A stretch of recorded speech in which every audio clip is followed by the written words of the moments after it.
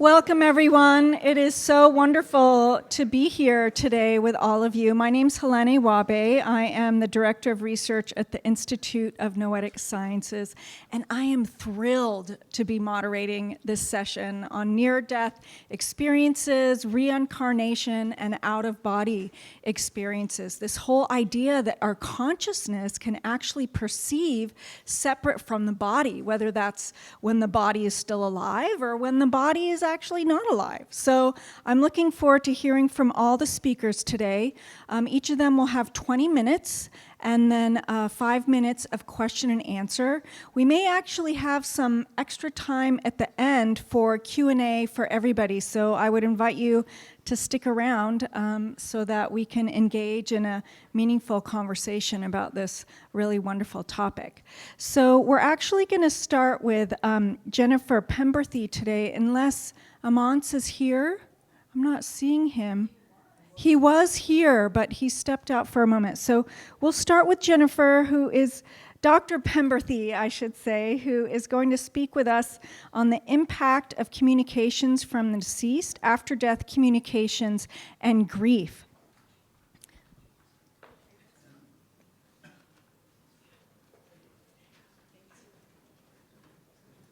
Can you hear me?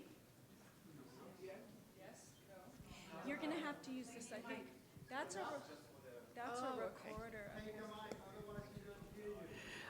I have an outside voice, but I'll use the mic. Yes. So thank you. We have a little schedule change. I'm happy to step in, though, and I'm so happy to see this small room packed like this. This is wonderful. I am Jennifer Kim Penberthy from the University of Virginia and the Division of Perceptual Studies, and I am so happy to be here, and thank you so much to the Science of Consciousness Conference, to our host. And I will begin now talking to you about after-death communications. As soon as I remind folks, some of you were at my talk earlier this morning and may have seen this already. I like to remind people I'm from the Division of Perceptual Studies that has existed for over 50 years at this point, was developed and founded by Ian Stevenson. And our mission in this division is really to study things like we're talking about here, near-death experiences, after-death communication, anything that we think may build on our knowledge of whether mind and brain are distinct and separable, and whether consciousness survives physical death. We have a new mission which has really blossomed, which is educating people.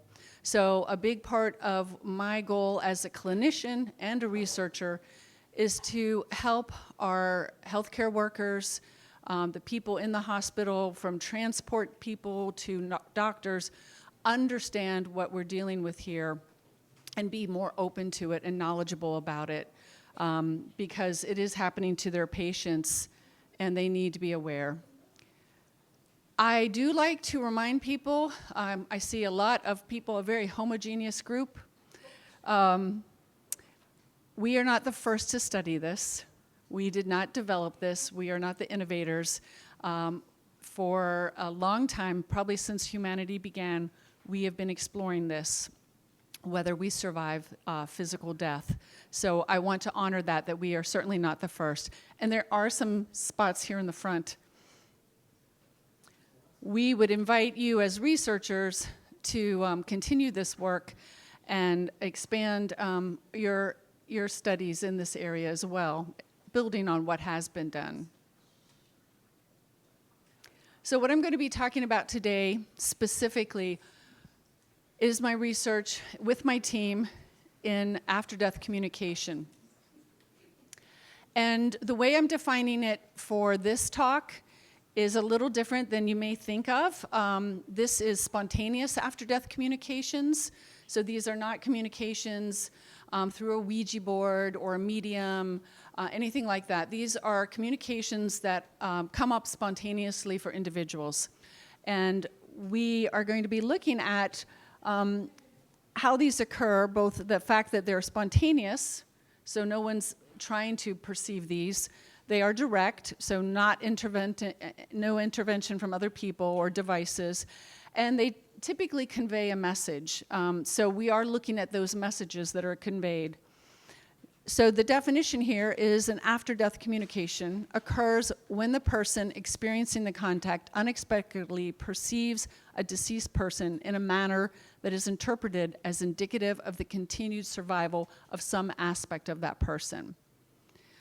Now, I had someone earlier ask me, well, how do you know this is real? And that is a difficult question that I am, quite frankly, less concerned about. I am a clinician, I am a researcher. If my patient tells me it was real to them, I look at the impact on them, and that's what is important to me. We are looking, and we'll get into this later, at what we're calling verifiable after-death communications. There are people who report experiences that we may be able to validate or verify, and we are looking at that. Quite honestly, that is interesting to me, but less important. I'm very, very interested in the impact on people, on society, the implications of what this means for us. If you're familiar with after-death communications, the spontaneous kind, there's a myriad of ways these can happen, and I think it's important to remember that there's about 12 that are listed. You can probably come up with more. Probably heard a story from someone with a different kind of communication. I know we'll hear more about with technology and the development of things like text messages and computers, the different kinds of communications we're having that way. But you can see some of them here. I won't read them all to you. Visions typically are occurring in the twilight times, like prior to sleep or right as you wake up. We also have out-of-body after-death communications, physical phenomena, as I was referring to, telephone calls, other sort of electronic ways of communicating from the deceased, and of course symbolic after-death communications. What I think is really interesting is we continue to call this an anomalous experience, sort of a strange outlier kind of experience, when in fact, if you look at the data of what people report, it's really quite frequent. So on average, the estimates range wildly, mainly because there's so many ways to define this, and people get confused about spontaneous versus induced. But if we look at the data, it's anywhere between 25 and 60% of people reporting that they have had these. There was a Pew Research poll, and this was specifically of Americans, that was in 2023, and they asked Americans about an after-death communication in their lifetime. 53% said they had experienced one in their lifetime. And a whopping 44% said they had in the past year alone. So we can no longer think of this as anomalous. This is happening more frequently than near-death experiences, and I think it's something we need to look at. They appear to be common, natural experiences, and most people find them reassuring. Not everybody, but we'll talk about that. They seem to occur, if you look at the literature, across nationalities, so it's not just weird Americans reporting this. We might be weird, but we're not the only ones. And it's not just religious people or non-religious people. It's people of all kinds of backgrounds, education, and importantly, it's not just crazy people.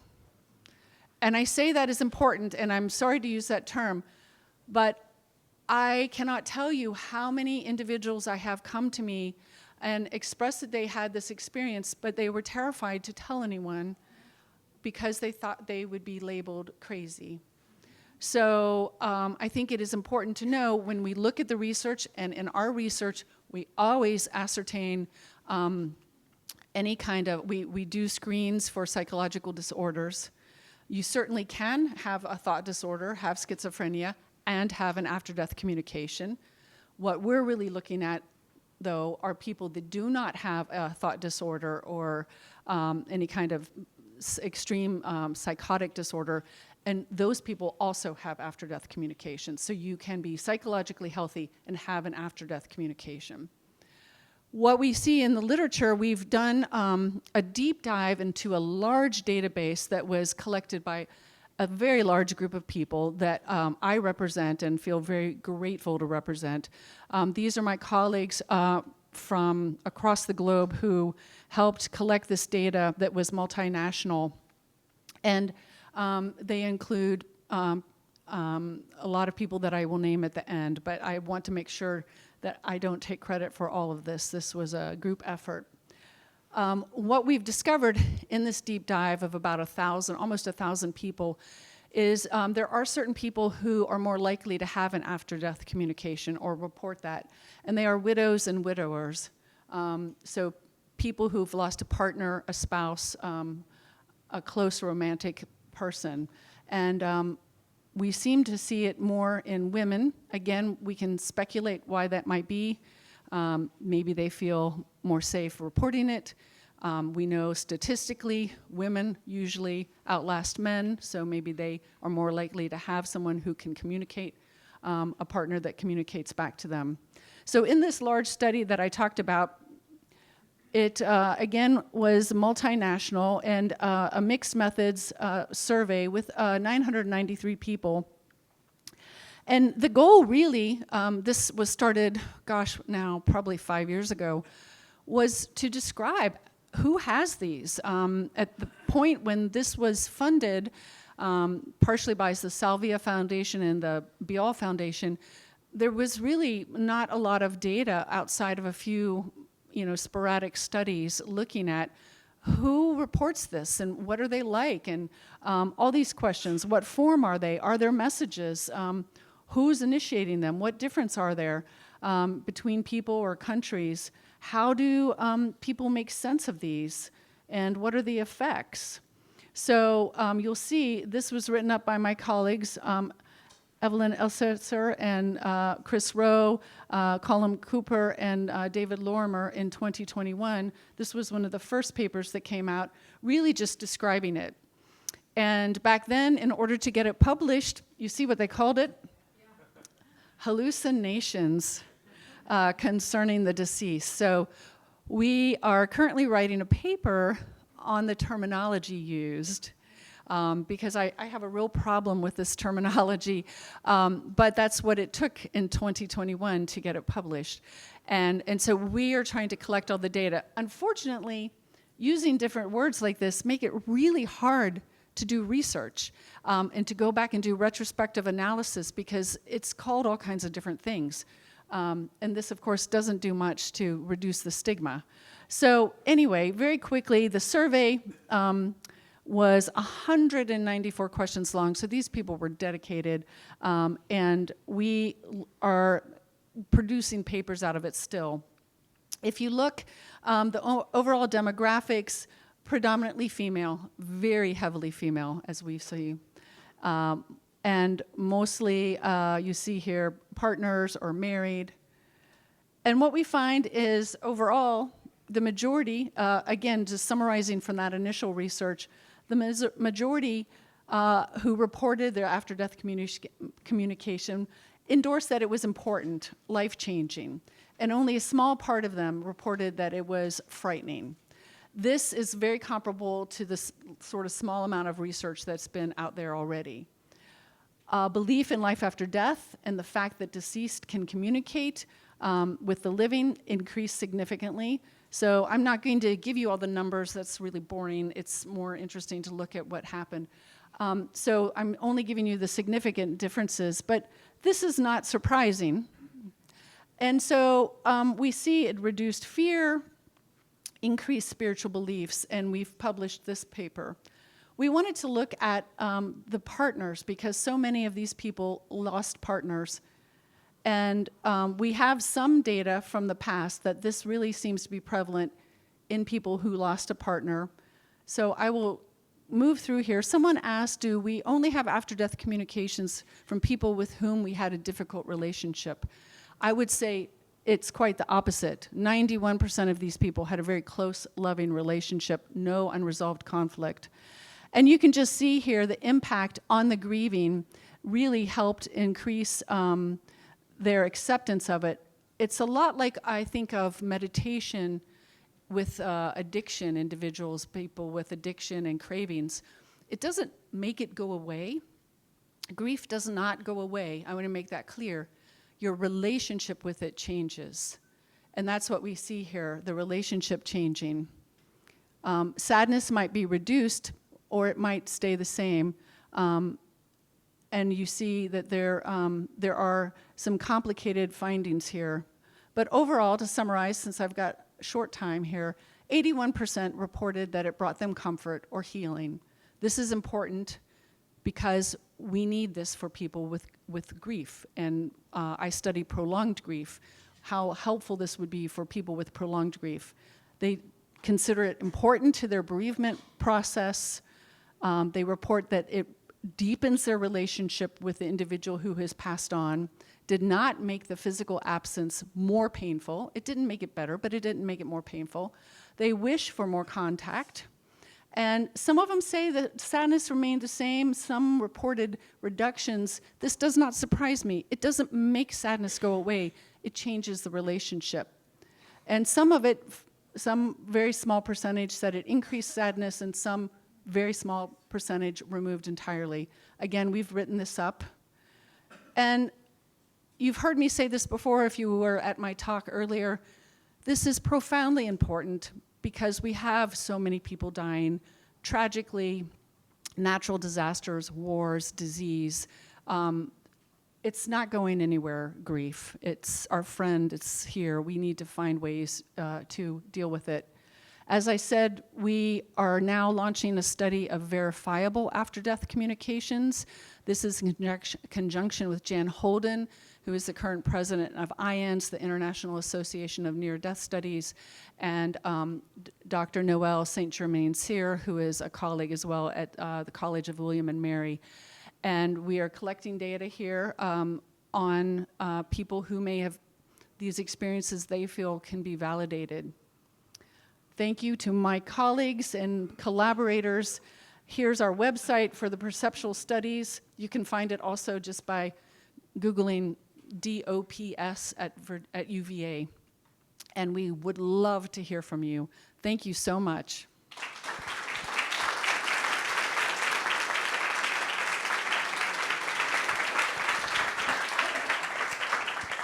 Thank you so much for sharing about that. We have plenty of time for questions. I love that this is a packed house. I'm going to invite the people who are standing in the back, come sit up here in the front and along the walls. There's plenty of room up here.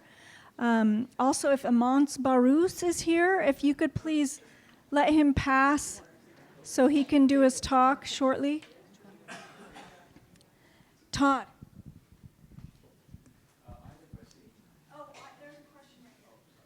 Question to Kim.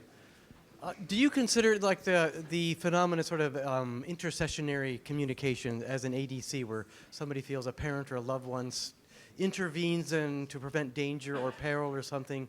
Is that a subcategory you would consider an ADC or just an entirely different phenomenon? I would, did everyone hear him?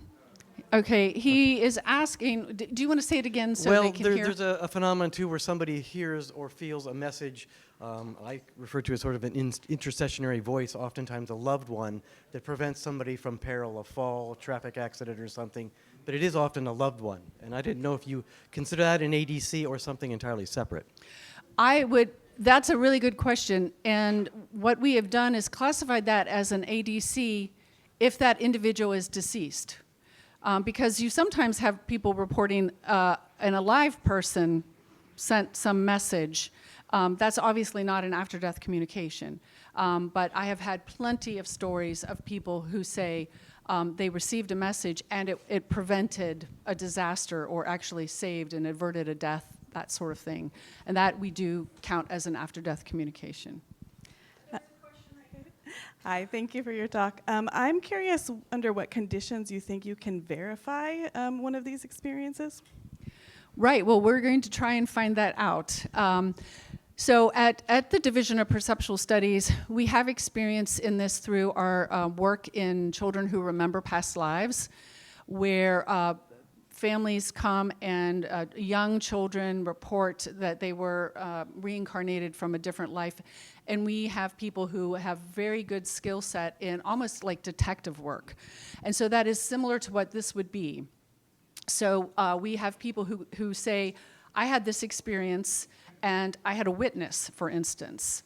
And I give you permission to speak to this witness. And so we've collected all the data, hundreds of stories from people, and now we're going through and interviewing them and getting their permission to record them, and then the individual that can validate this or verify. So it can be an individual who witnessed it.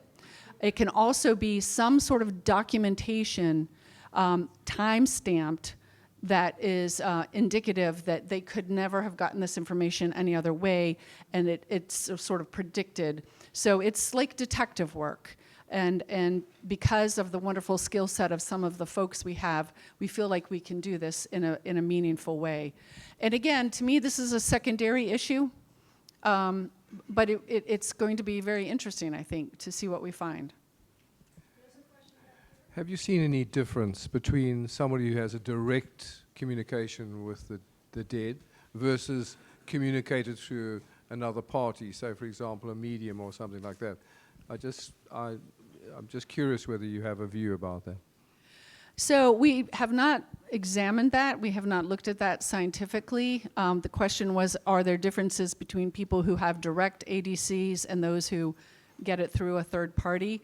I don't really have any good information on that. I think it would be interesting.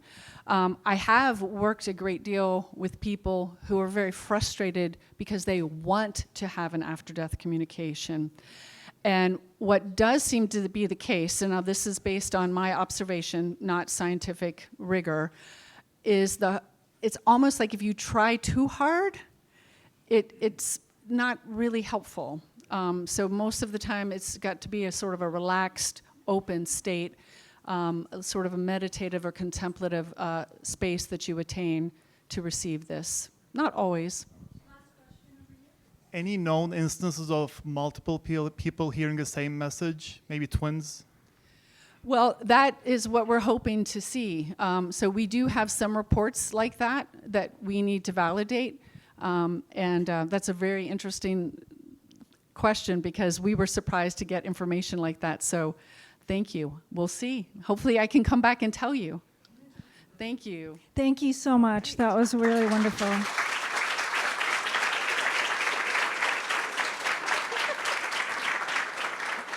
Is Imants Baruss? Oh, please come. Are you ready to do your talk?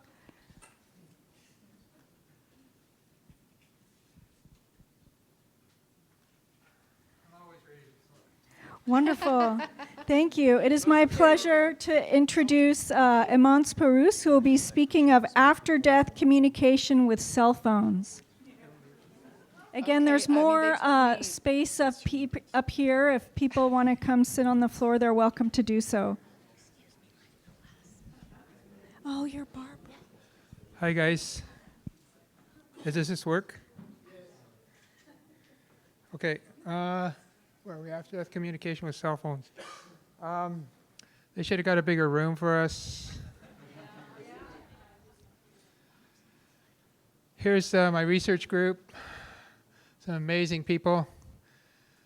I'm going to first talk about anomalous telephone contact historically. This is all going to go very fast because I only have, 20 minutes, right? After-death communication with cell phone, a pilot study that I did with a student, and then the main work that we've been doing. There are two previous studies looking at people having experiences of ADC, after-death communication, with telephones. Phone Calls from the Dead, that's like an iconic book. If anybody who's into sort of alternative realities and so on will have read it. It's a classic. And then Callum Cooper, he had actually all of their cases plus cases that they didn't write up in that book, plus his own cases. And actually his book has been reissued in the last year. After-death communication, apparent communication with the deceased. Sender is an assumed non-physical entity communicating with the receiver via device, and a receiver is a person receiving communication from the sender. So, the pilot study, this was a student said, "Sir, can I help you with anything?" And I said, "Come back in a week, I'll see if I have anything to do." So, we thought we'd check to see whether there are any people out there who'd had these experiences. We found 21, actually 22. One didn't make it into the statistical analyses. We created our own measure, 41 items, Likert type items, and a text box. Tell us what your experience was, and then some features about it that we were interested in. And we also gave them Carroll Riff's scales of psychological well-being for those of you who are psychologists or working perhaps in the medical field. This is a very broadly used instrument developed originally to assess the psychological well-being of people in late adulthood, but has been used in hundreds, if not thousands, of studies now. So, what did they find? Well, first of all, it's not one thing that the phones are doing. They can do pretty much anything. And here are the most frequent kinds of apparent contacts that people feel they've had. This is kind of the iconic telephone call from the dead. My daughter Angela passed. I was working, phone rang. It was Angela. She said, "Mom, it's me. Don't hang up."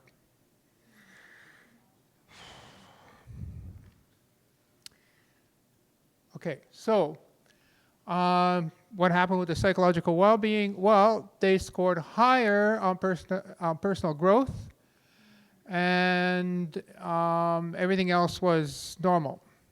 So they didn't deviate from normal. So, if somebody comes along and says, you've got all these people who are mentally ill, well, no, we don't. So then it was time for a really big study that we're still working on. And we got some money from Bial for that. And there were 3 components. One was, let's redo the survey with more people. Second one was, let's interview these people. So this is kind of like this idea of following up. The third was, I don't know how many of you know about these sorts of apps out there for the phone. You can get phone apps that will let you talk to the dead. So let's check those out. Okay, so the survey. Oh yeah, so I gave this to a thesis student, and she happens to be an artist. So the ad that she made for us, and then we put it all over the place. It's really cool, I think. And we amplified that report, the items that we had. And we added personality inventory to see if the big 5 could be in any way connected to what's going on here. As mentioned previously, look at all the women. They are the ones who want to talk about this. They're the ones who are having experiences. And notice in yellow also, 210 had at least a college diploma. This is a highly educated population. Many had graduate degrees. So just 2 things to notice about that.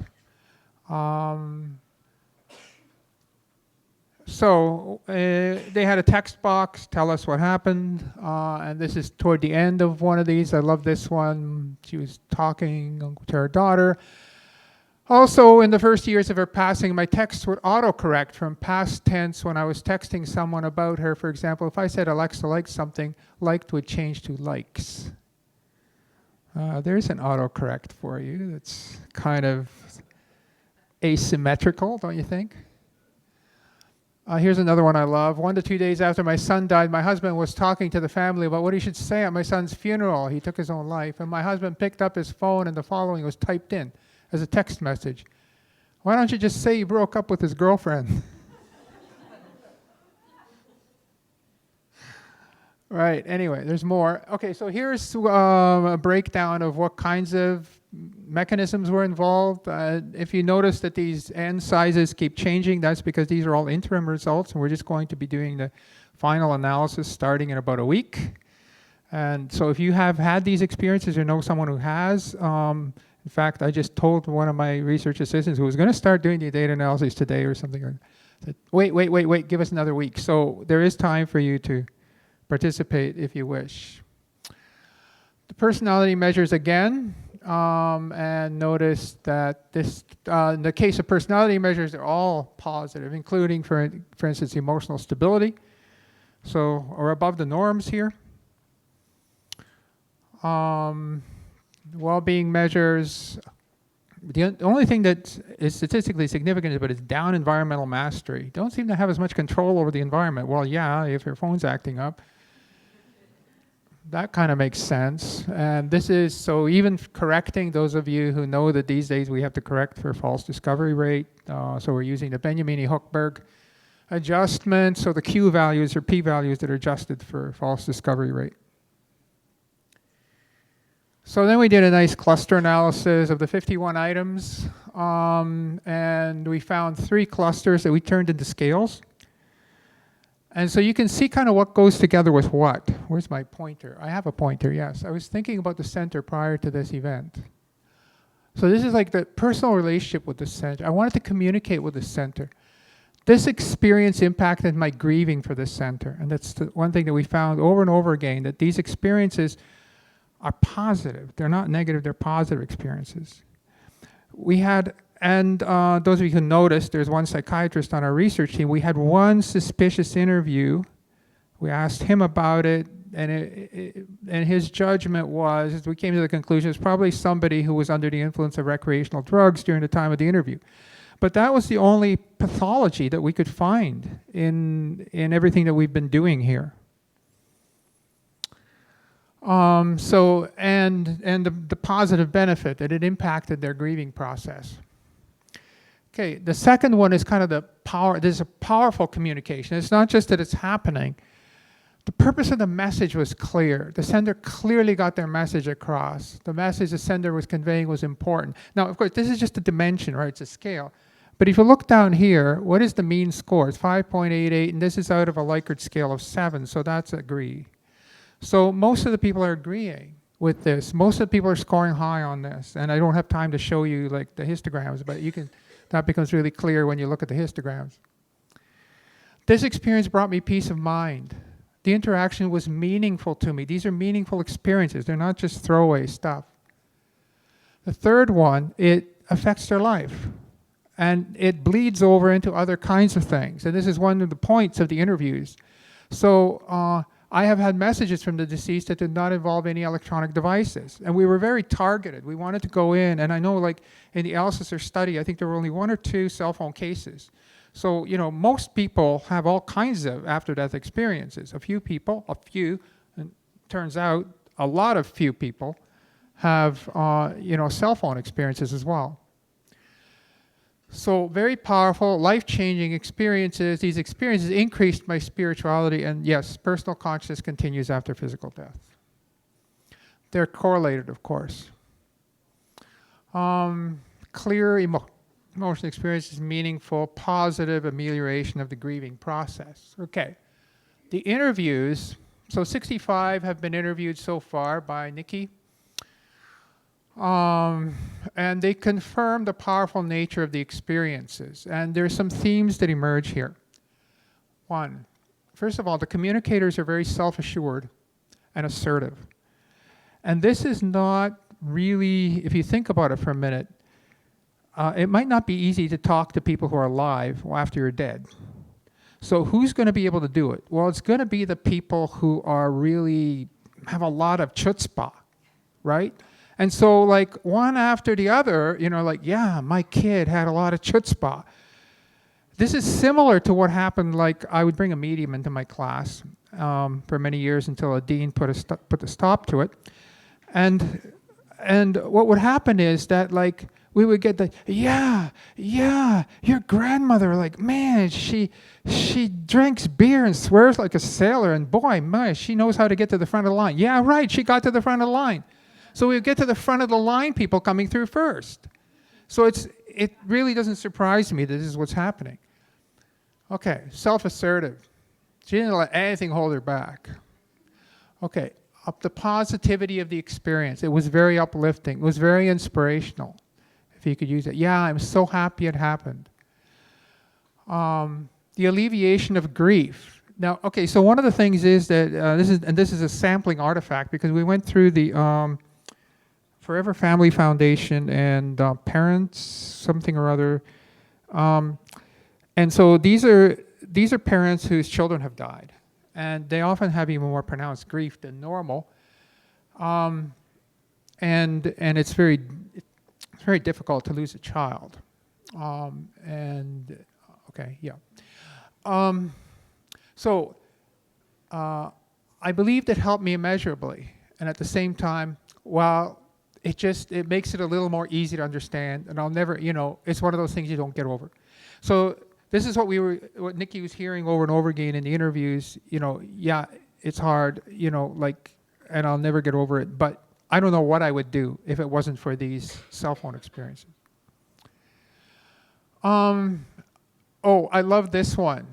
So participant number 841, the seat settings in her car would reset to her fiance's settings every time. So every time she got in the car, she had to reset them. And one of the things, I'll show you a photo of the cover of my most recent book at the end, but one of the things I found in writing it, I wrote a book about death, just how, the physical world is it just goes up and down and sideways constantly with these people. It's not as stable as we think it is. Anyway, so the fact that her, seat settings keep going out, is not unusual. Retention of the personality, and I think this gets at some of the deeper second level data that we want to look at is so what are people like after they're dead according to these accounts? And you find that they retain their characteristics. Not only that, but they also retain the ways in which they communicate. So here we have both parents participating in the survey. One of them who's a musician and his daughter was a musician, their communication is through music. The other parent, she would text her mom, and so, for her it comes through as texts and other kinds of stuff. So it's like the communication is sort of appropriate to the parent. Belief in the afterlife. The importance of the research study, they said this over and over again. I'm so excited that this research is being done, and kudos to you for participating. And it's not just that they're so happy that somebody's actually doing this, it's they want information from us because it's not out there. And so they're asking us, I'm really interested, I have so many questions for you in the research that you guys are doing over there. Well, we do too, which is why we're doing the research. Okay, the apps. Bought 2 phones, and I gave one to Nikki and one to Monica. Here's one of the apps on the left, the Ghost Talker Ultravox Pro on the right. There are 160 iPhone apps that we found, 187 Android apps. It's a big business. Some of these apps have been downloaded millions of times. So if anybody thinks that, the Academy should just ignore all of this, well, sorry, the numbers say no. And so I made them work in the psych lab to cut down on other variables. And so made some notes about each app, and then what happens after you run it for 10 minutes. Okay, most of the apps were junk. Couldn't be used for communicating. The app descriptions were opaque and disorganized. The technological functioning of the apps was unclear. Couldn't get hold of the developers. They wouldn't explain anything. Several apps had disclaimers about scientific accuracy or the possibility of spirit contact. Some stated that spirits need to get used to the apps for them to work. There were no apparent differences in quality between the paid and the unpaid apps. Okay. This is, and I'm probably running out of time, so I'm not going to go into these. 5 minutes? Okay, thanks. Okay, so I'm not going to tell you about the types that there are out there, but what was I going to say? Spirit box channels. But you can read about it. And this is in the book that's coming out. It should be out any day now, is my understanding. And there you can read about the details of what we found with these apps. So, so then we said, okay, well, which ones are the more promising apps? And, you know, let's run those and see what happens when we run them. And what we did was we took the acoustic. Okay, so I have to say a little bit about some of these apps because in doing sort of traditional ITC research, and I've done several formal ITC studies. So ITC is instrumental transcommunication. So it's communicating with the dead using usually electronics, but it can be, you know, water vapor and other stuff too, but usually it's electronics. And EVP is the older form, electronic voice phenomenon, which is hearing voices in usually, you know, the Konstantin Raudiv method. You tune your radio between stations so that you get this kind of like buzzy, staticky, whatever stuff, and then you hear things. So these apps mimic that, except they're way, way cheaper because to buy like an Ovid ghost box is like $500, $600 or something, and the app is like $299. So, and I'm not sure there's any difference, right? So you're getting output, so you have output from these sort of, it's like simulated speech. There used to be a program called EVP Maker, and what it would do is you would record something, and then it would chop it up into tiny little like 10 millisecond bits or 200 millisecond bits or whatever, and then scramble it randomly. And so it sounds like somebody's talking, but it doesn't make any sense, right? So that's one of the ways that you can present. It's like kind of this noise. And the idea is that what the dead people will do is they're going to manipulate the noise so that you hear something meaningful. Okay, so that's what we were doing. We were running these apps in the lab, recording. So now this is a formal process. We're recording. Then once it's recorded, we play it back. They play it back and see if there's anything there that, you know, is meaningful in any kind of way. Now, and this is what you're going to hear right away. Oh, it's pareidolia. Well, of course it's pareidolia, because pareidolia means that we give meaningful interpretations to things that are amorphous or random perceptions. Sure, of course that's what's happening. But is there anything on top of that, right?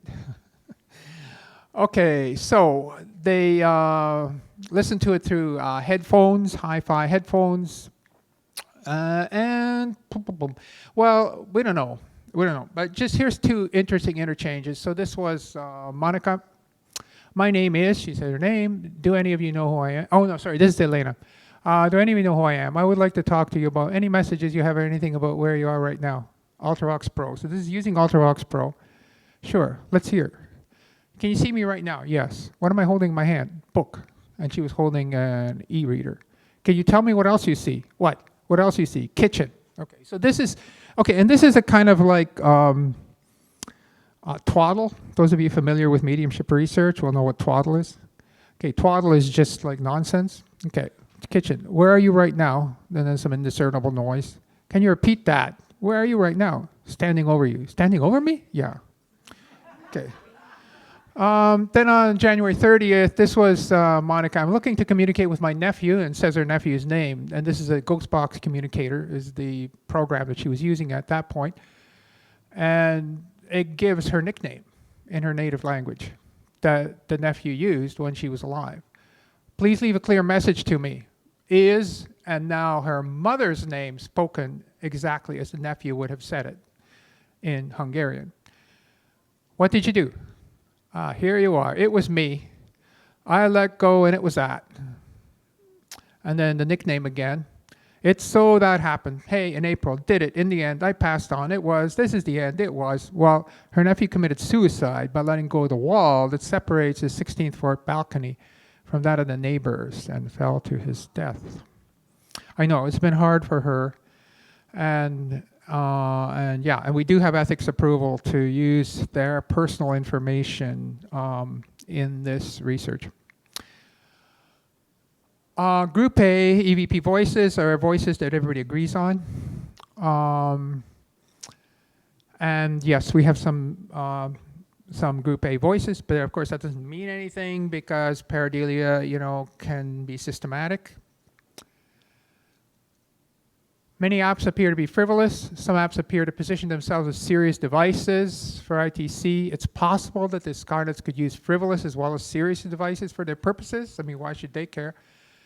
An experimental procedure has been developed and received ethics approval to determine if any of the apps display anomalous behavior, but so far we don't have enough information. The information is coming out of the apps isn't rich enough in order to be able to do the kind of study. So it would basically be, those of you who are familiar with Julie Windbridge Institute, what's her name? Beischel, with Julie Beischel, that kind of like quintuple blinding sort of thing is what this protocol is like. But we don't have enough information to discriminate between sitters, the senders yet. However, information, what strategies could we try to improve? Overall, significant number of people are having experiences of after-death communication with their cell phones. Participants in our survey were predominantly female, highly educated, scored above norms on most personality and psychological well-being measures. Misremembering, misperception, mental illness is not a reasonable explanation for these experiences. Overwhelmingly positive, ameliorate grieving. Experiences are consistent with the notion that the personality with its memories, attitudes, and motives survives the death of the physical body. Our participants frequently ask for information about their experiences and emphasize the importance of our research. Lots of cell phone apps, and we did get some interesting stuff. And here's the core group. That's Monica on the left, and there's Nikki in the middle, and Elena with a gorgeous ad that she made, whose thesis the survey ended up, and that's Ryan, who's supposed to be analyzing the data today, but I told him to wait. Just going into the Ed.D. program at OISE, and I don't know who that guy is, but I'm not sure. If I were dead, I would want to talk to him. Thank you. Thank you And so if you want to be in the study, here's the survey link, and if you can't get it from there, you can email me and I'll send it to you. If you'd still like to be in this study, we'll hold off for another week or so before we do our final analysis of the data. And if you want to see these slides again, that's where you can find them, and you have to write it down or take a picture of it because there are no links to it.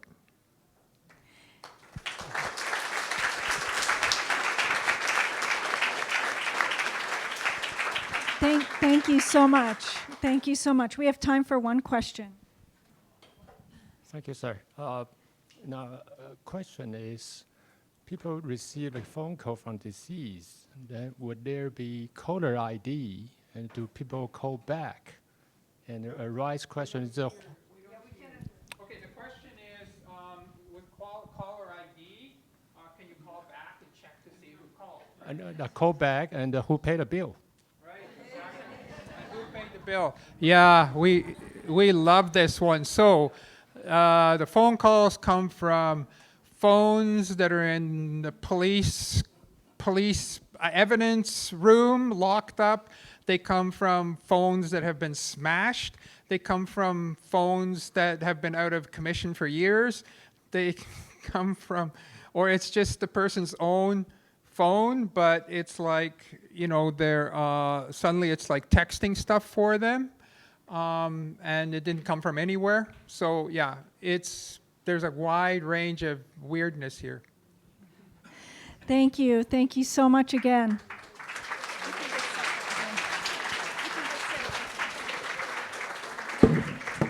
I'd like to welcome now to this stage Rafael Tedesqui, I probably didn't pronounce that correctly, who's going to share with us investigating reincarnation as a missing piece in the origins of talent puzzle, a pilot study. Thank you. You want to check if it's on? Hello, sound. Okay.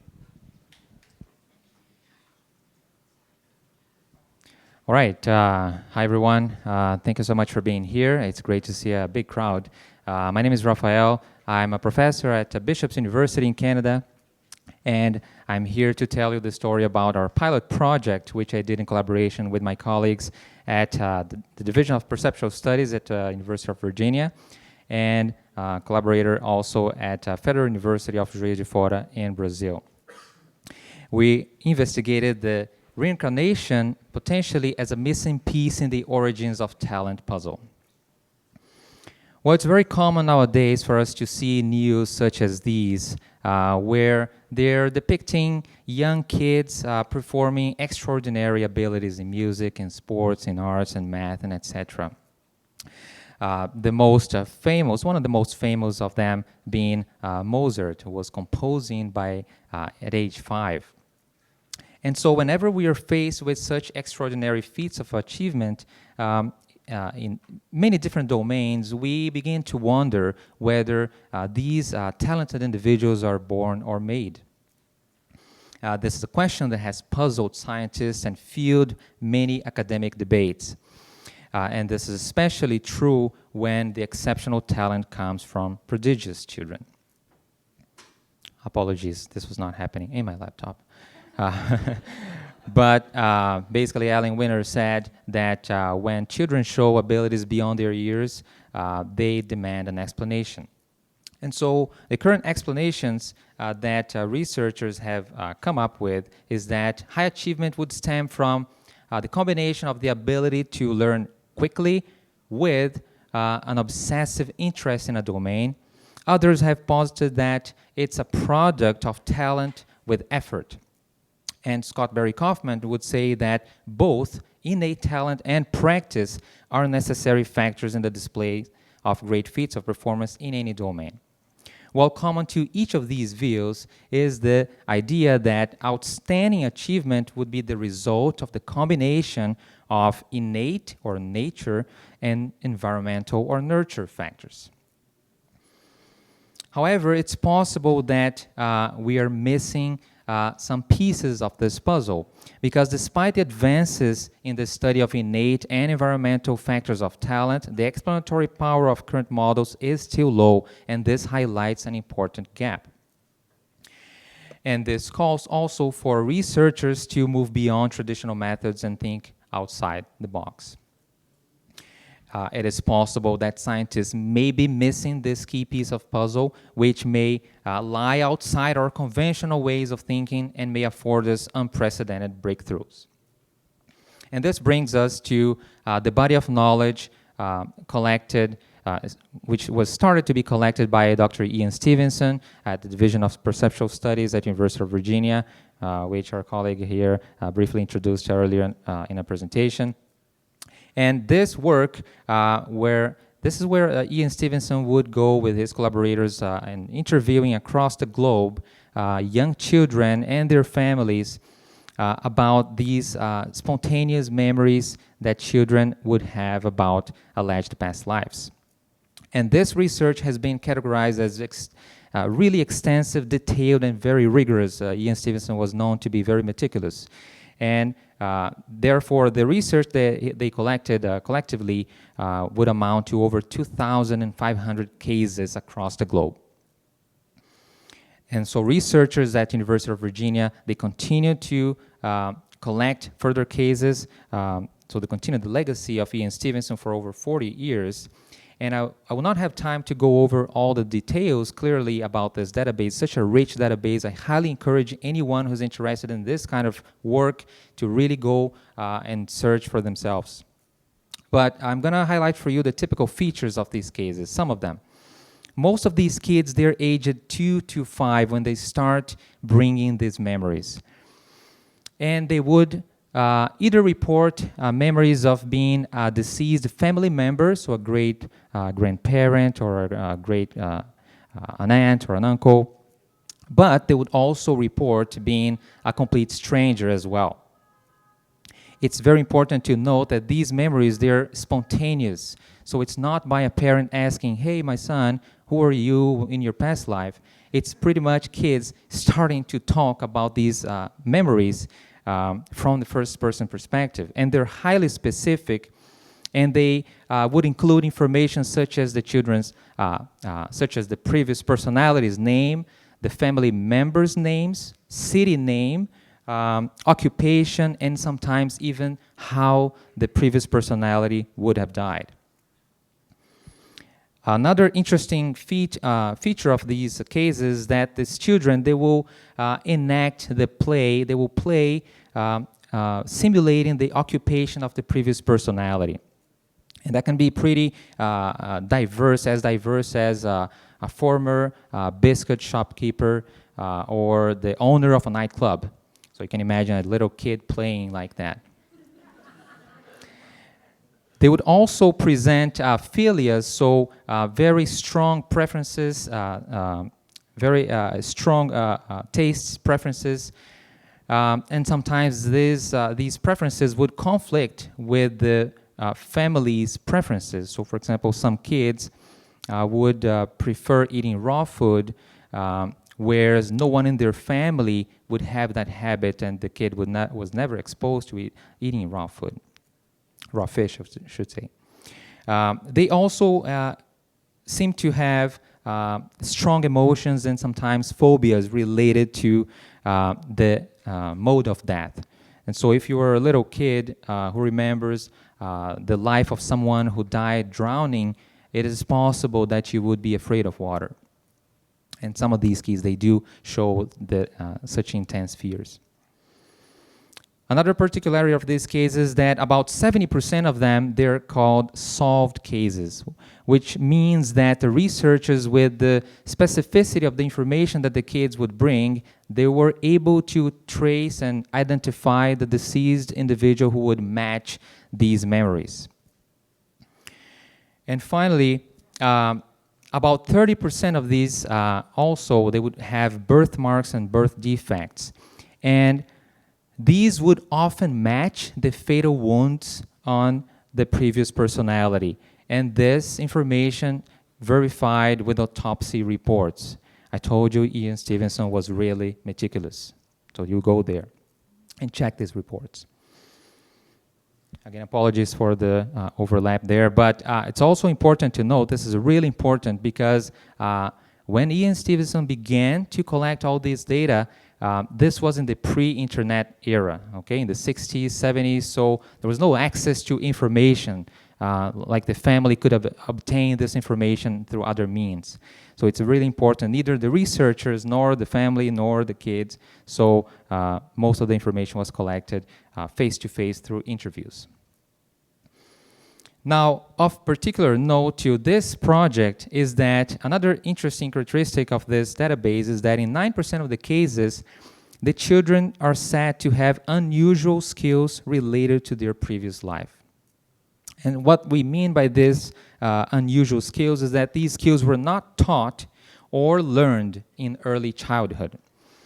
For example, a young girl called Purnima in India, she would recall the life of an incense maker, and she would not only describe how to make the incense, despite no one in her family knowing how to make incense, and no one would have taught her how to do that. She would describe that, and she would even name the brands of the incense that that the previous personality would sell in the former occupation.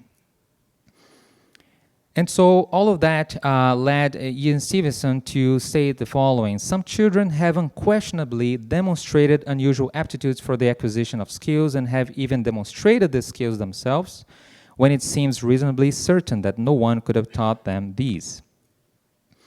Well, therefore we try to understand better what's going on here, and this is where the Origins of Talent project came to life. So we're investigating whether the origins of talent could be attributed to, in addition to nature and nurture, also a third causal variable, the reincarnation of the pre-existing consciousness.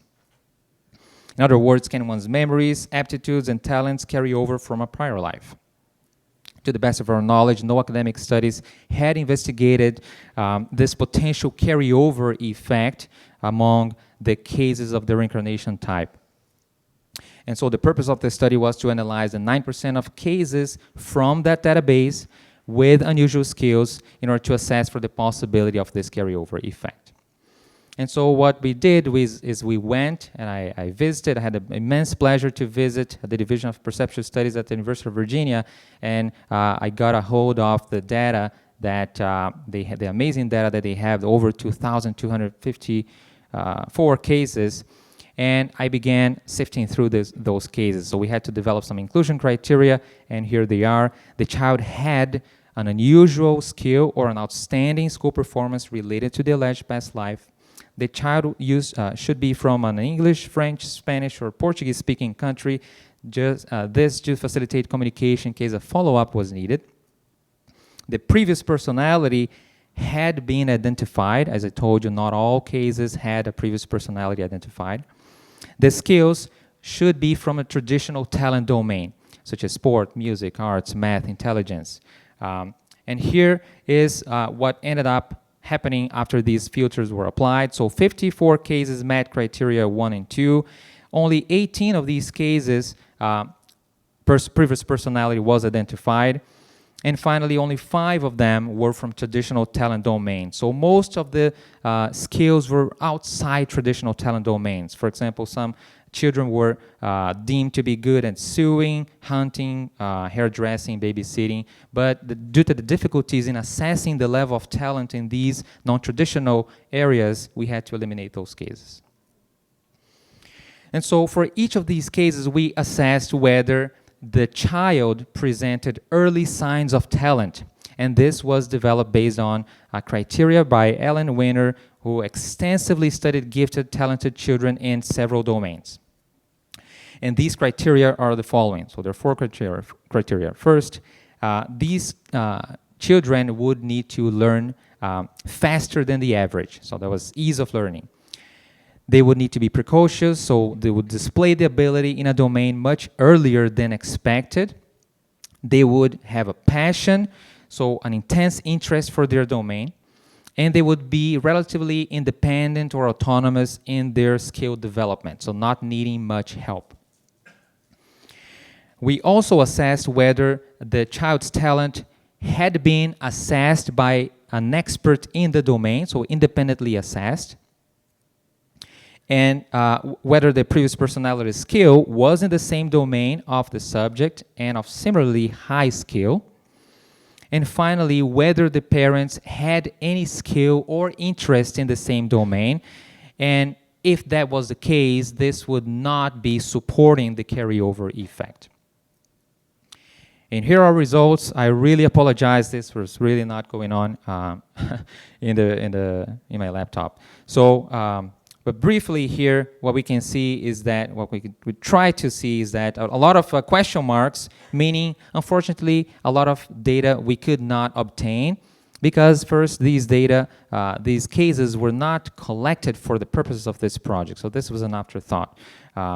But what we can see from the domain table is that 2 children from sport, 2 children, music, 1 in art, early signs of talent, what you can see in the 4 variables in the middle.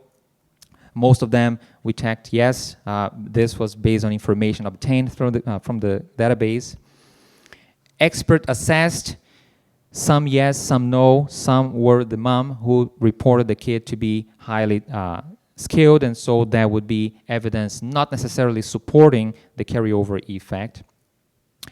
The previous personality skill level and the domain is also noted there, and whether the parents had any skill or interest in the domain as well. And so in green, we noted evidence in line with the carryover effect. In red, evidence not supporting the carryover effect.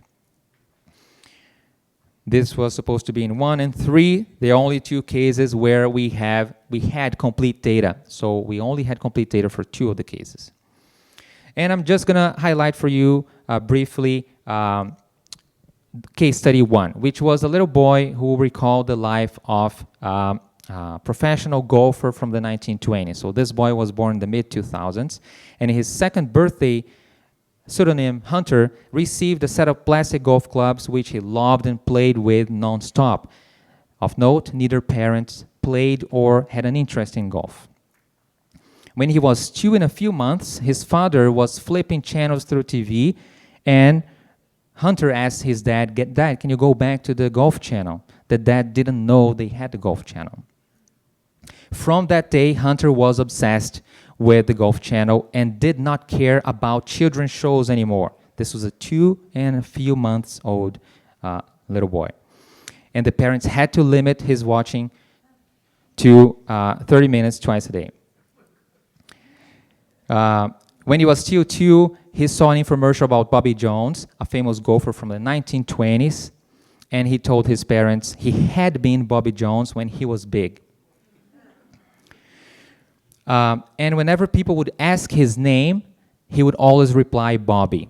And he would correct people if they called him Hunter, Tiger Woods, or any other name. He would always only accept Bobby. So the parents were Christian, and they were initially laughing at the situation, but the situation persisted, and so the dad got intrigued, and the dad decided to test this two-year-old boy and showed him a picture of 6 golfers from the 1920s. And Hunter pointed to Bobby Jones saying, "This me," and then pointed to another golfer saying, "This Harry Garden, my friend." The dad decided to follow up with further testing and then showed Hunter a couple of houses images. And Hunter would say house, house, house to every house, up until the point where he saw Bobby Jones' actual home, and that he said home. He would take his plastic golf clubs everywhere, even at the beach, which he would call the sand trap. At Christmas, he was still 2 years old. He received finally a real set of golf clubs from his parents. And at that time, despite the starting age for golf lessons at the club being 5, the golf club accepted 2-year-old Hunter after seeing his swing. The instructor claimed he was a prodigy, and that was the same title conferred to him by a PGA golf pro a few months later. Older golfers would say that Hunter's swing would remind them of Bobby Jones. Apologies, I can't see that, but anyway, time is running, so I'm going to speed up a little bit here. So the parents were very adamant that that they did not push Hunter to play golf, and they actually tried to take him to do soccer and other activities, and he would enjoy other activities, but he would always prefer golf and ask them for the driving range and golf courses. At 4, he would say very little about Bobby Jones, but he still remained obsessed about golf. Here's at night, he would design golf courses in his blanket, and Augusta National was his favorite. And Bobby Jones indeed had founded the Augusta National Golf Club and helped design the course. By the age of 7, Hunter had won 41 of the 50 junior tournaments he disputed, including 21 in a row. The dad would say he strives for excellence in everything he does, but with regards to golf, he expects perfect shots from himself, and he gets temperamental if he doesn't hit a good shot. The dad would also say that he practiced on his own, especially on our wood floors. So, what does all this mean? We set out to investigate whether the origins of talent could potentially be attributed to, in addition to nature and nurture, also a third causal variable, the reincarnation of the pre-existing consciousness. Among the 2 cases with complete data that we had, children showed early signs of talent, and this was independently assessed by experts in their domains, so not by a parent saying that my child is skilled in the activity. Children's talents were consistent with the previous personality's talent in the same domain. Children's talents were not directly linked to parental skill or interest, especially for those 2 cases. And therefore, the cases provide greater evidence for the carryover of talent, given that children's talents were noticeable before substantial learning and training. And we could not necessarily attribute that to genetic influence or environmental influence, especially because the parents were not skilled. And importantly, the parents were led by the kids' interests. They did not lead the kids to do the activity. Well, the findings suggest that in addition to known genetic and environmental factors, children's talents may also partly originate from a prior life.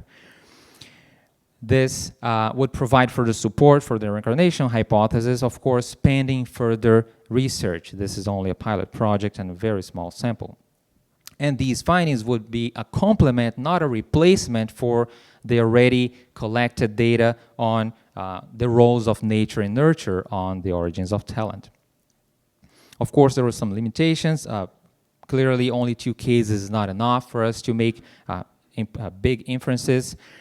We did have some strict inclusion criteria, so in future analysis, we are not going to include these language filters because we believe this really limited our sample. There's a particularity of the database as well. There were potentially few highly talented cases because researchers, they purposefully avoid the famous cases to avoid some bias due to families trying to connect and seeking financial rewards, and also because of the availability of information on the internet on the most famous cases. So Jim Tucker, the successor of Ian Stevenson, he was very careful and actually avoided those cases. So it's possible that there will be even more cases there in the database. But now this data, this research definitely justify us looking further into those kinds of cases. And I would ask you to stay tuned for the full scope project where we intend to expand this research to looking into whether highly talented genius prodigy children also report memories of past lives. There have been some pilot research showing that the prevalence of past life memories in kids in the US was about 6%. So we intend to check whether among genius prodigy children, we find some who do recall past lives, and if so, whether their talents would be related to previous personalities' talent. If you're interested at all in this, I highly recommend these books. The first by Dr. Jim Tucker, called Before, Children's Memories of Previous Lives, and the second by Kathy Bird, The Boy Who Knew Too Much, an astounding true story of a young boy's past life memories. And I'll finish with 2 quotes, one from Dr. Bruce Grayson, also from the Division of Perceptual Studies at University of Virginia, who studied near-death experiences for over 45 years, and he would say, scientists don't run away from things they don't understand, they run towards them. And from Thomas Kuhn, all significant breakthroughs are break with old ways of thinking. Thank you so much for your attention. I would welcome questions, comments, suggestions. Thank you. Thank you so much.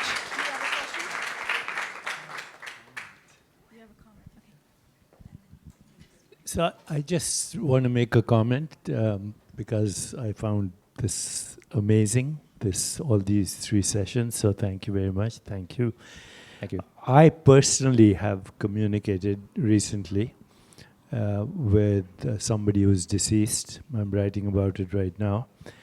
But on a about 2 months ago, I interviewed a transplant surgeon, a kidney transplant surgeon. He's the head of transplant surgery at NYU, professor, who actually had a death experience in Argentina. He was in Patagonia, and he went into a coma. He had to be airlifted back to New York, and he was in NYU for a month in a deep coma. And during that month, he was in another century doing surgery in a hospital in England with great details. Now, forget about all these instances. I'm writing about them right now. But, when you try to seek an explanation, your mind boggles, because reality is not only stranger than we think, it's stranger than we can think. But here's is what the Indians would say about all this, okay? If, as Alan Watts once said, if religion is the opiate of the masses, then the Indians have the dope on it. So here's the dope. Your current experience right now, you're looking at me, I'm looking around. This is already a dreamscape. This is a lucid dream in a vivid now. Even if you think about what these speakers said 5 minutes ago, or 2 minutes ago, it's a fuzzy dream, right? So only now it's a lucid dream. How do you define a dream? As something that's ungraspable. So only now is graspable, but now also is very elusive. So in our literature of Vedanta, everything is a dreamscape. Everything is a dreamscape, and including this. And there are all different frequency domains of what we call pure consciousness. So pure consciousness is modifying itself into infinite dreamscapes. If you look at current theories of multiverse, which are based on quantum mechanics, those multiverses, according to quantum mechanics, are real, but according to Vedanta, they're all dreamscapes. The only thing that's real is the consciousness that is projecting them. And that is infinite. I just wanted to make that comment.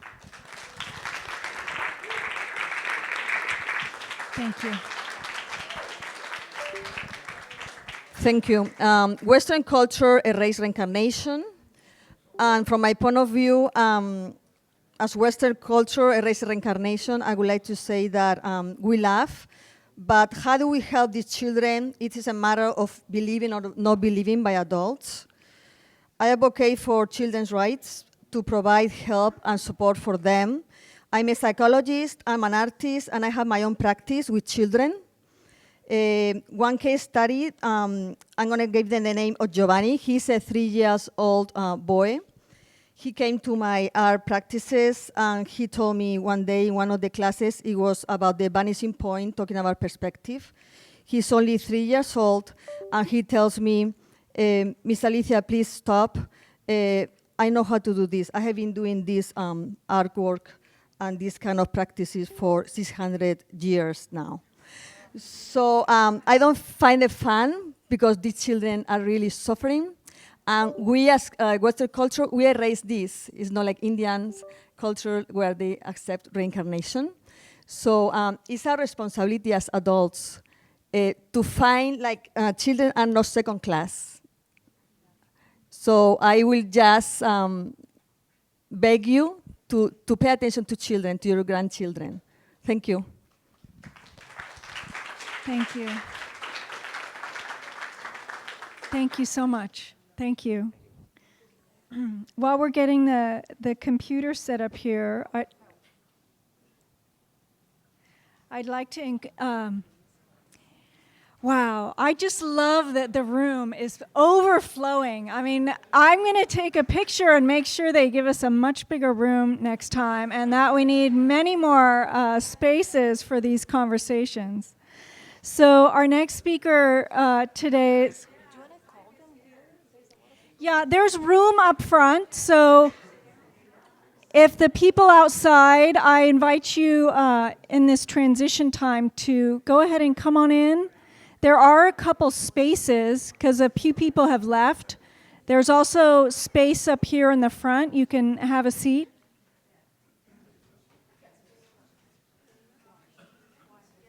Okay.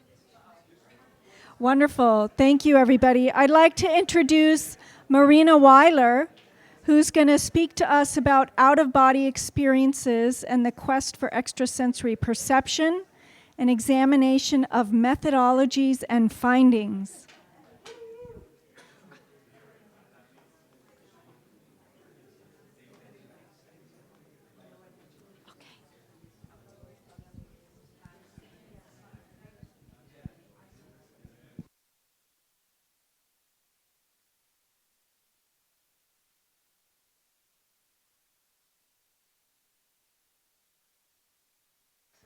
Hello, hello. I'm just going to give it, do you want to sit here? I don't want to put you on spot, but.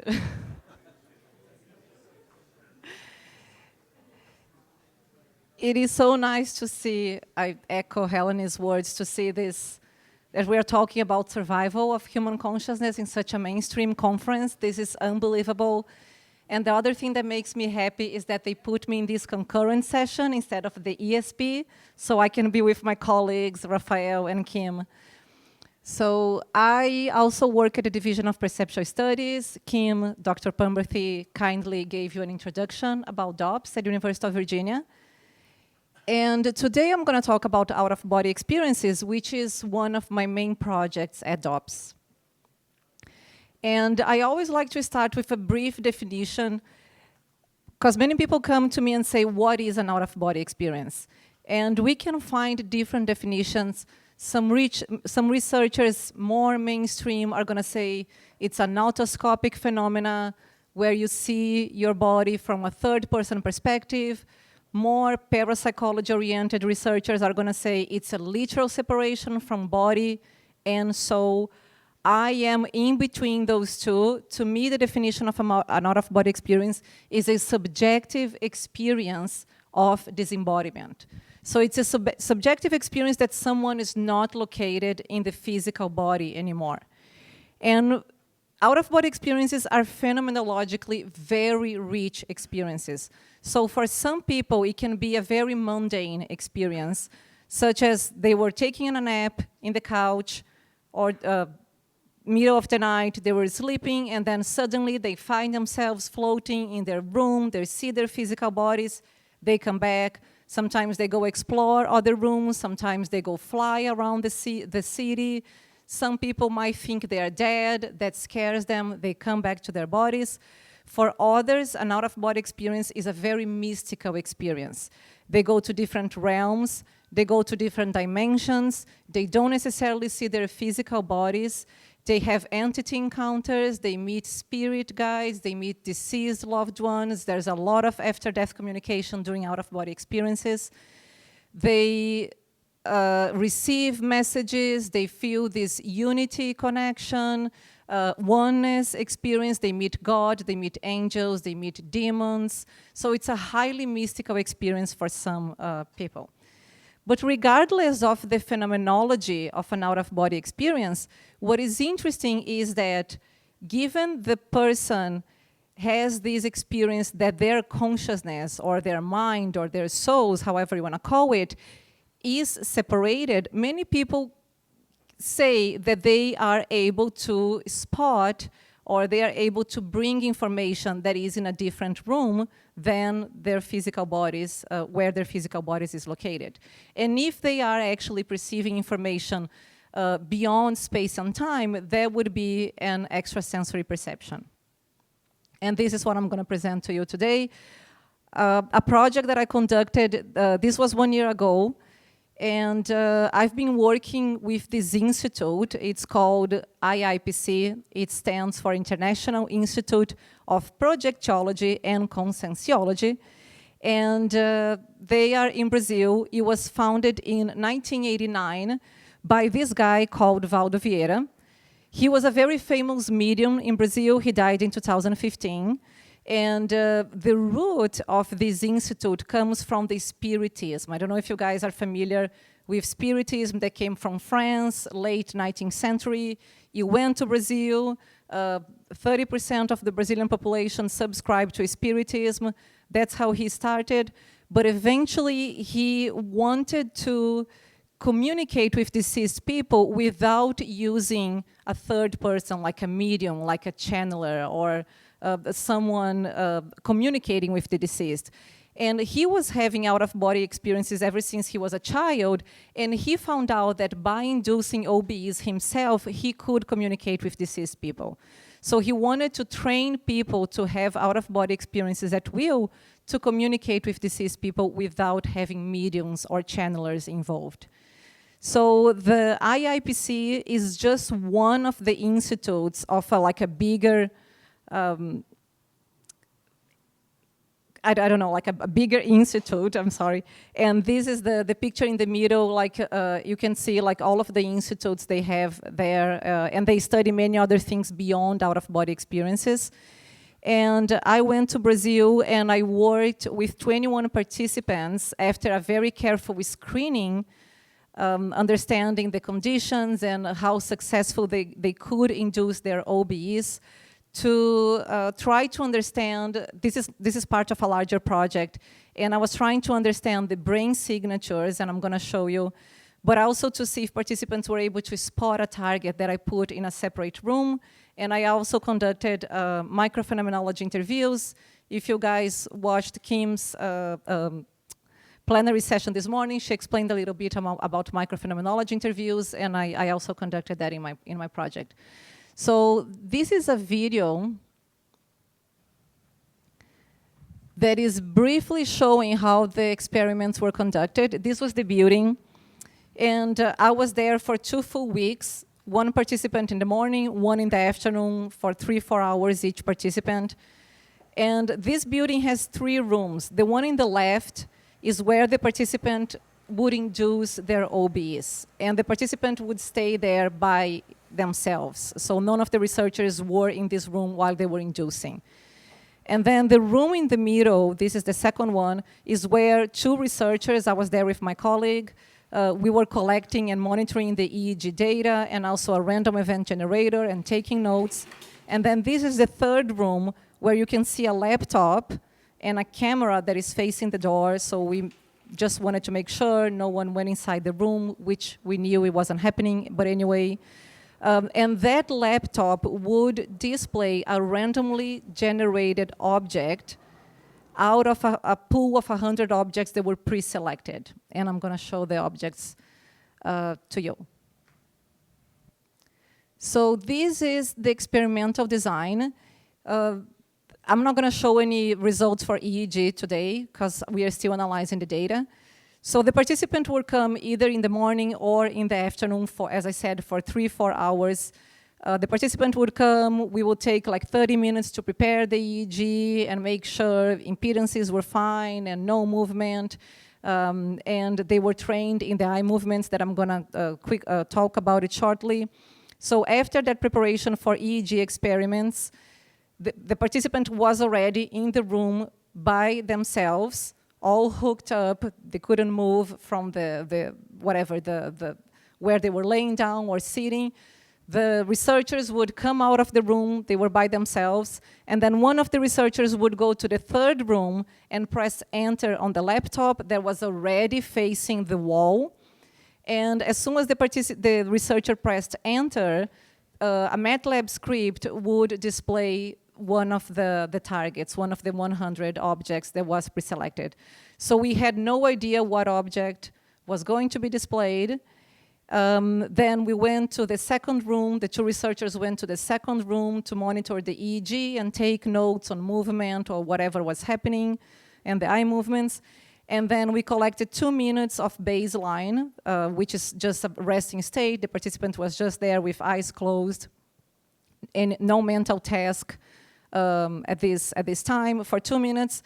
After those 2 minutes, the participant would engage in something called control, a control situation that we asked them to just imagine they were having an OB. So I told the participants, just imagine you're flying, you're going to the parking lot, you're going to the target room, but just imagine, but don't induce them. Don't work on your energies or whatever it takes to induce an OB. And that was for 5 minutes. So right after the control situation, the participant would fill out the PCI, which stands for Phenomenology Consciousness Inventory by Pekala. I don't know if you guys are familiar. It's a 53 question questionnaire that investigates many different aspects of any lived experience. So after this 10-minute PCI, the participant was invited to do whatever you need, work on your energies to induce their OBEs. And the control and OBE state was counterbalanced. So 50% of the participants started with the control, 50% of the participants started with the OBE. And during this OBE state, the participant was instructed, the participant had already trained beforehand to tell the researchers when the OBE was about to start by moving their eyes horizontally. And I'm going to tell you about a study we did to validate that technique. So that means that both researchers that were in the middle room, we could tell by looking at the EOG channel, which is a pretty much sensors that we put at this location so we can see when the participant is moving their eyes like this. So we could tell by looking at the EOG channel when the participant was about to have an OBE. That doesn't necessarily mean they would have an OBE. It just means I feel that I'm going to have one now. But some participants would indicate with eye movements, and they wouldn't be able to have an OBE.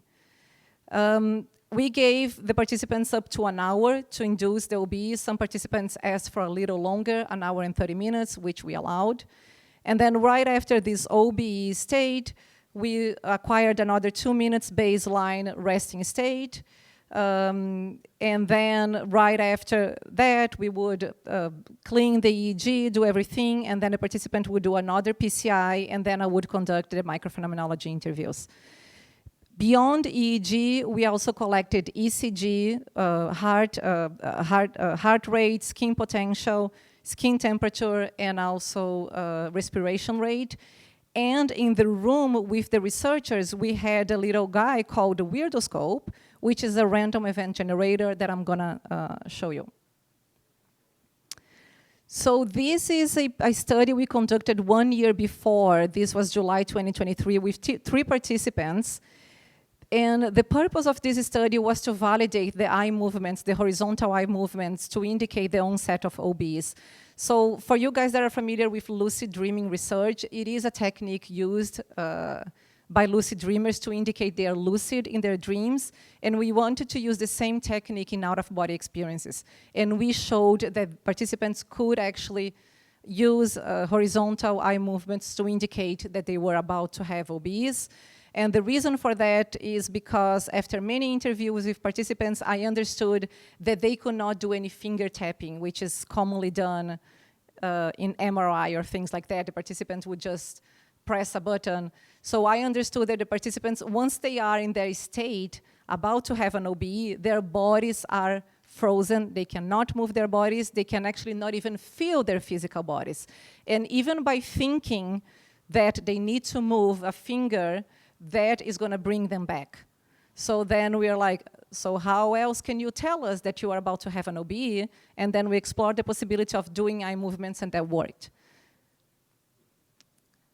So some pictures here of the experiment July last year, some participants. You can see the participant in the left, she was highly emotional after her OBE. She was in tears.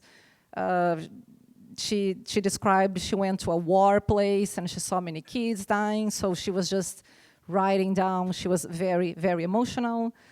Other participants described going to the target room. Other participants described going to different places that they can't even describe where they went. This is the pool of targets, so the 100 pre-selected targets that we use to display in the laptop. And some results here. So as I said, we had 21 participants, around 40, mean age 47 years old.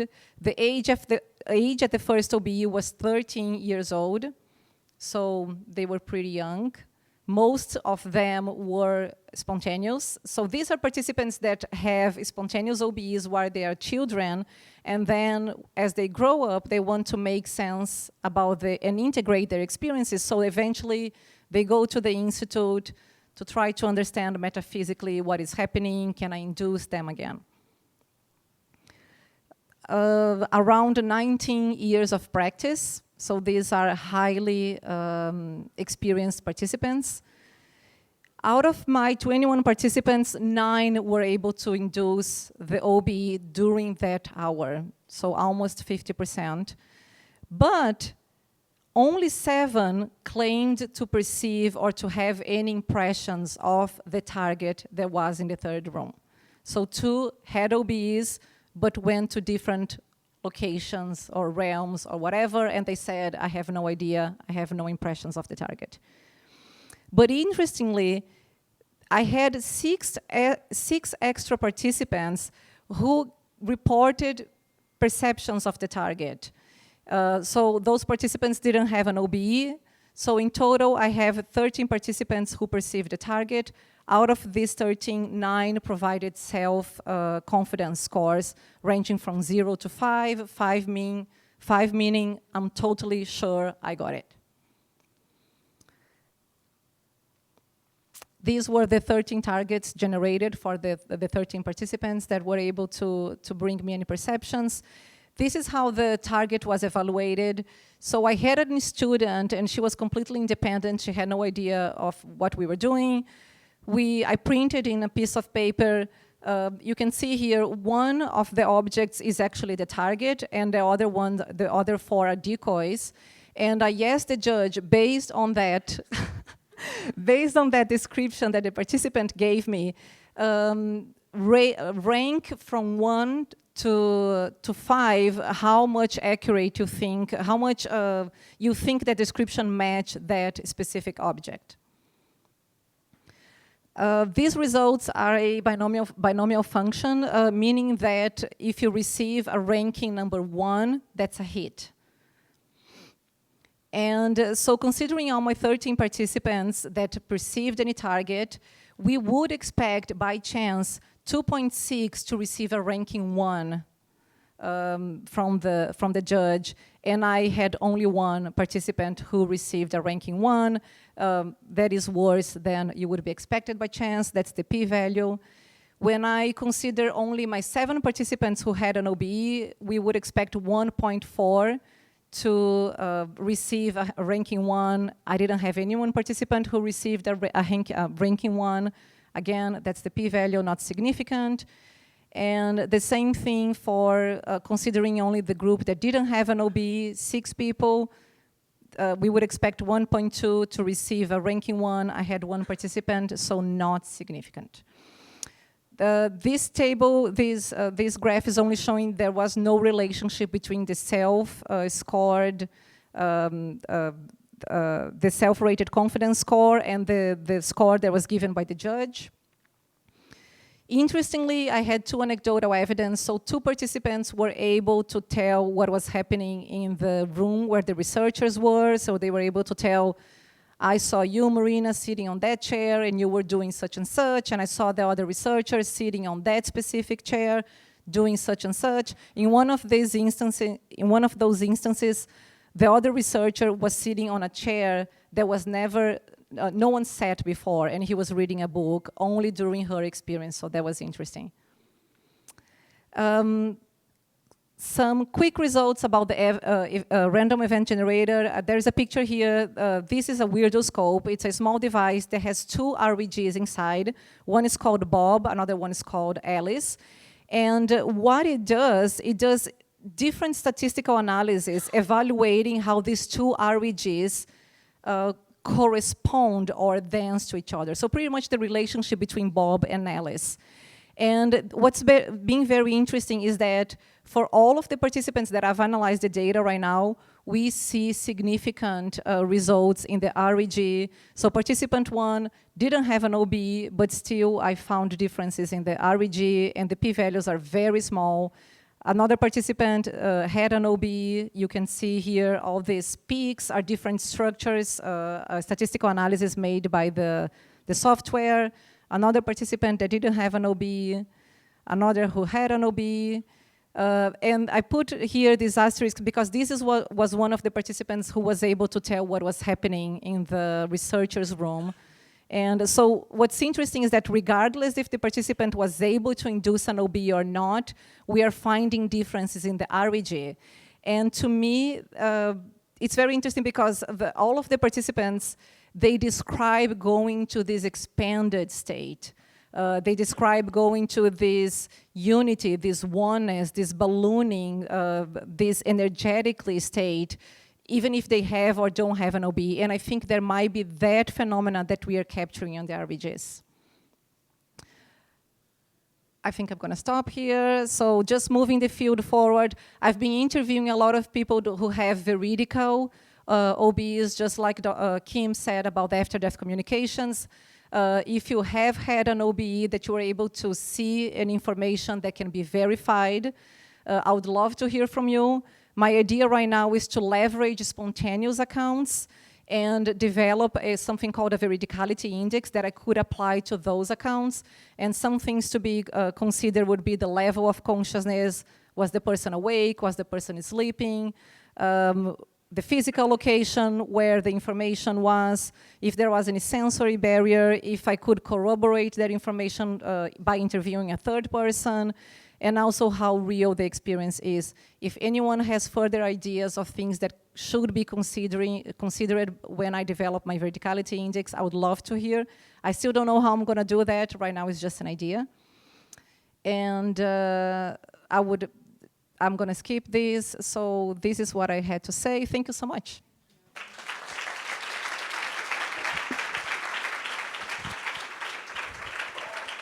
Thank you so much. I'll just echo that, you know, we've done studies with RNGs, REGs, and have seen differences in energy healing sessions compared to controls, and also trance channeling sessions compared to control conditions. So that seems like a really interesting objective measure for these types of studies.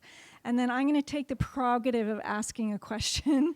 So, because I saw you present at the PA last year, and it was the same thing about this target, right? And yet they're giving this other potentially veridical information, but this like highly controlled stimulus that we want because of our, you know, controlled research isn't quite showing up in the way that we would expect. So what do you think is going on there? And, you know, it seems like you're looking at different ways for future studies to be able to do that veridical, but I'd be like, why aren't they seeing the screen, I guess is my question. I've been on this quest for the past year since those experiments, so I really want to understand why is it that participants cannot spot a target. And if you look at the literature on OBEs, I would say half of the experiments, people were not able to get results that people could, the veridical OBEs. And from my interviews, there are many things. I had a list of things that should be considered, like the environment, the skills the participant have, the connection with the researchers. But one thing that to me is very important is that participants specifically mention that once they are in this OBE state, it's very hard for them to choose where they're gonna go to. So they say once we are out, we are just carried to whatever needs us. And staying, these are their words, staying in this physical plane is very hard because this is a low density, low frequency plane. And the OBE state, they are trained to induce their OBEs to do something called assistance and not tourism. So asking them to go see a target would be tourism. And they're like, that's not what we're trained for. We are trained to have OBEs so we can help earthbounds, deceased people, or even people that are alive in a spiritually meaningful way. So that's what they told me. It's very hard for them, oh, just go to that room and spot the target. Yeah. That's great. Yeah, I wonder if you could do an inclusion-exclusion for OBEers who can be directional in some way, if that's even possible. That would be really interesting. Anyway, I could ask a bunch of questions, but we have so many more. I'll start here. Hello from a UVA family. So I wanted to ask, you mentioned early in the first talk about wanting to spread the message to healthcare providers. Is there CME towards this, and any, you know, be interested in hearing about that? There is, yeah. Okay. Where does one find, yeah. So I don't know, I know Marina is answering questions, but so the question is there continuing medical education? And yes, there is. We are on a quest to do this, and since I have that authority at my university to grant continuing medical education, I have decided to pursue that. So we are starting by sort of broadly looking at these unusual experiences, patients who report out-of-body experiences when they're in the OR, near-death experiences, after-death communication. And we're calling it sort of other non-ordinary sort of experiences, and how to distinguish that from psychopathology, which is a way to get in the door with physicians and nurses and healthcare workers. And it is very important. That is a starting place, because it is the case that you can have psychopathology and have these experiences. And it's very important to understand that and to be able to at least identify that, even if you cannot yourself distinguish them, to understand that that might be possible, and then knowing what to do. For instance, not to say, well, that's silly, I don't believe in that, or you're crazy, or something like that. So we hope to continue this, and we're actually approaching the Macy Foundation and Templeton to hopefully get some funding to start sort of an overall strategy for how to implement this in education. That's a very good question. I don't know, you may have something else to add. Yeah, no, I think it's very important. Just like with after-death communications, there is still a huge stigma, and people are horrified. They don't want to talk about their OBs. And I constantly receive emails, and I interview people, and they tell me, I'm not crazy, trust me, I have a family, I have a profession, but I've been having these experiences, and I don't know what to do out of it. And just like him, I say, you are not crazy. You are allowed to have these experiences. To me, they are a gift, so I encourage people to just explore it. But there is still a huge stigma, and we are working towards, let's talk about these experiences, let's learn the difference between pathological and non-pathological experiences. So this is an ongoing effort at OBEs. We'll do one more question, and then we'll have time at the end for more questions after our last presentation. Well, thank you, Marina, for your presentation. I loved it. And I can claim I'm not crazy because you have given me something that when I was 12 years old, I didn't know how to put words to it and how to express what it was happening, because I was with a man that I didn't know he was a researcher because he was doing like remote visioning with us, with several people of this age. We were all young, and he put electrodes, you know, and take EEGs, I guess, and exactly what you said is what I was experiencing. When I was going out, he said that the EEG was doing like this, and when I was coming back as well, because it was like my experience of coming out of the body was, excuse me? Oh, I was 12 years old. I cannot remember that at all. But it was very funny because everything you have said is exactly what I was experiencing. And it was very interesting to hear it in a scientific, research, because I really thought that it was nonsense that I was doing, that I was just having fun and that I was just playing around because all those topics were, I liked them very much. And now I see that it was a real research, scientific research. So thank you very much. Thank you so much. So we're going to move on to our last talk of the day. Thank you.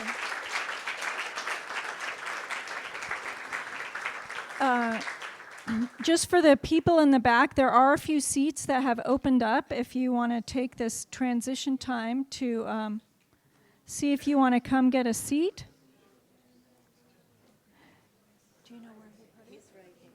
Okay. I tried it with 3 laptops, and 3 laptops doesn't see the drive. Also, on the official website, there are no drivers for this hard drive. Where's your laptop? Yes. Okay.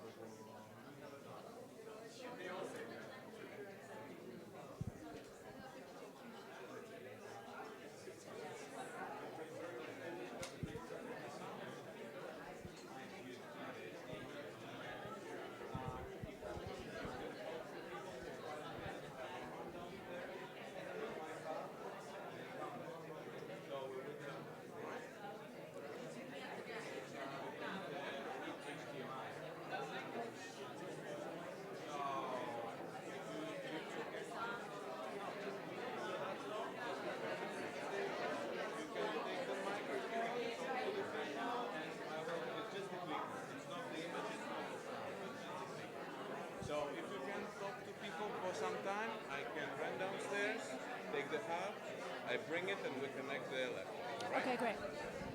Okay, thank you, everybody. Thank you, everybody. We're having, we need a little bit more time to get the text set up for the next talk. So I'd like to start our kind of end of the session Q&A a little bit early. So let's take a few more questions for any of the presenters. If you can please just say who you want to direct your question to, and if you can keep it to a question and keep it kind of concise, then more people will have a chance to share. Oh, I'm so sorry. I have a question for Marina. Oh, there. Are you teaming up with HemiSync? Because Robert Monroe is, one of the great pioneers in this area, and they have developed a method of inducing OBEs and tons of experience. So I just wondered. And they have tons of data too. Yes. Tom Campo, I'm probably Tom Campo's biggest fan. So the Monroe Institute they are our neighbors. They are in Charlottesville. Yeah, so they are just 30 miles away. I've been to the Monroe Institute. I've tried the binaural beats. It's very interesting. It does seem to work to induce the OBEs. I am not using that technique on my experiments so far. I've worked only with that institute, and their techniques are based on meditation and visualization. I do intend in the future to work with binaural beats and see the effects of inducing OBEs. I would really be interested in that. So they are on my radar. I keep... Can I ask one? We have done some research at DOPS with the Monroe Institute, which is right down the road. And we use some of their beats to help college students sleep. And some of them, we didn't think about it, but they actually started reporting some out-of-body experiences and unusual things that we were sort of not prepared for. We were just measuring sleep, yeah. And we were like, uh-oh, yeah. So it's a very ripe area for sure. Thank you. And there's so many teachers who say that they can support people to learn how to do OBEs, which is really interesting to look at those different modalities. We just finished a study with a OBE trainer and workshop through our IONS Discovery Lab, but we'll have those results soon. I'll go over here. This is a question for the last speaker. Can you distinguish for us the difference between an out-of-body experience and the very common out-of-body experience that one has when dreaming, when you're flying and visiting all sorts of different places and doing different things? In what ways are these different?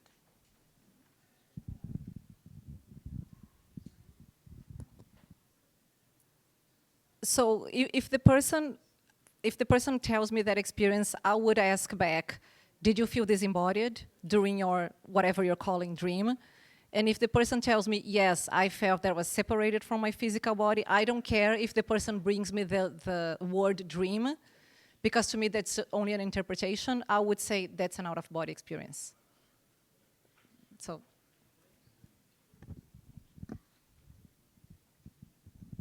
Have you looked at people in a coma or in a hospice setting?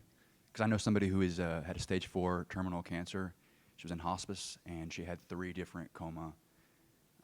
She was in a coma 3 different times, and each time she had an out-of-body experience, and it was verified by different people, and flying out of the building and hearing family talk about funeral plans, and so.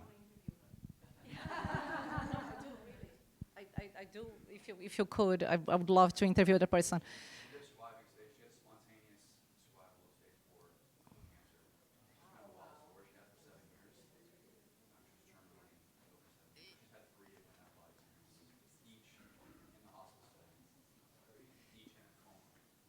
Yeah, and that to me would be, for example, whenever I develop the veridicality index, there would be a very high veridicality index because there is no brain function, either coma or whatever is happening, so we cannot explain by any sensory leakage or hallucination or anything.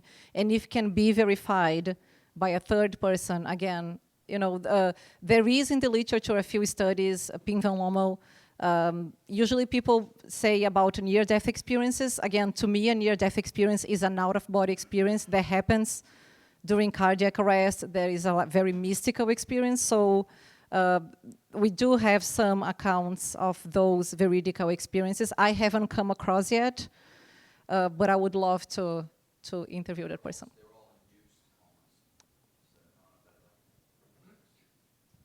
Doesn't matter.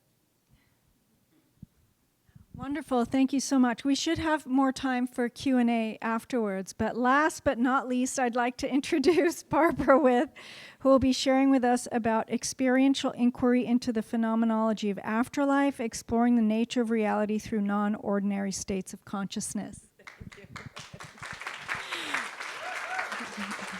Thank you so much. Okay, I'm going to confess right out of the box that I just made up for you left-brainers. If I had to tell the truth, I would have called it I Talk to Dead People. And one of the dead people that I imagine I've been talking to talk about crazy, you think you're crazy, among others, is Albert Einstein. And I am not a scientist, I am not a mathematician. All I ever wanted to be was a rock star. I started teaching myself piano at the age of 4, writing songs when I was 12, and at 17 I was out on the road in rock and roll. So I haven't gone to college. So everything you're going to see today, imagination, I think is more important than knowledge.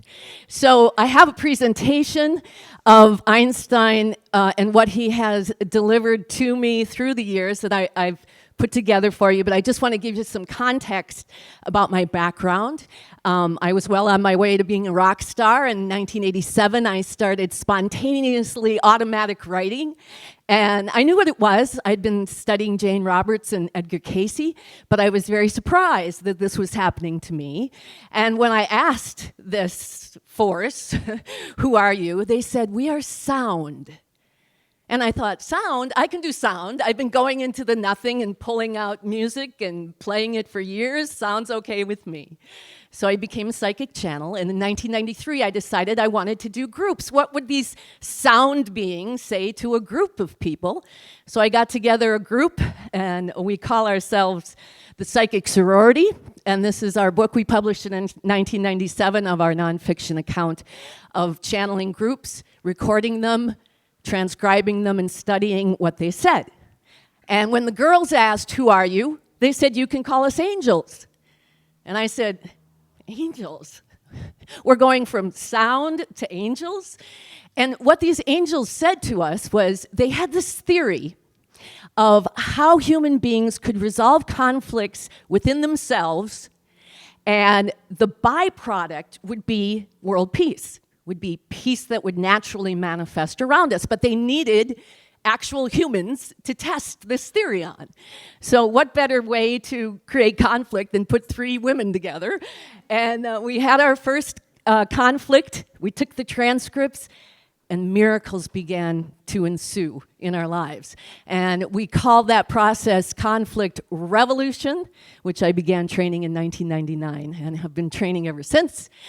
Then I found out I could actually talk to people who had passed on, and this was very surprising to me as well. And it happened to be a group who called themselves the Party of 12, and they said they were 12 famous people in Afterlife trying to help us get world peace. And I'm talking about crazy making, okay? Everybody's talking about, you know, the research and people feel crazy. This is the story of my life. But I published this book in 2001. And then in 2005, I thought, hey, it's the 100-year anniversary of E equals MC squared. Let's just channel a little book with Einstein. Let's see what he'd say. I had no preconceived idea. I had no attachment. And what my imagined Einstein said was he gave us a unified field theory with what he called a map of human consciousness, because you can't have the physical world without human consciousness, apparently. And what was so profound was he gave us a scientific, quantifiable definition of what he called the first fundamental force of the universe. And he called it compassion, with a capital C, like we say in the United States. And this was, he said, the first fundamental force. It was the creative intelligence that uses the other 4 fundamental forces to impel the creation of the physical world one step at a time. And all that was okay with me, even though I was, I'm not a scientist. I'm thinking, okay, it sounds good. But then he said, the center of the universe is in the center of the earth, and it operates like a black hole. And you say yes, because when I said, I have to go on stage with a bunch of people who actually are scientists and tell them this, I have no idea if it's even feasible. But everything up until then had been so profound that I just went with it. So today I'm going to present this, that's the map, but I want to play this video that I've done because I think it sums it up really, really well. So hopefully we'll have sound. Let's start with the science of compassion. Einstein said that compassion is actually hear the sound. The first fundamental force of the universe. The four fundamental. We have no sound. Where's Michael?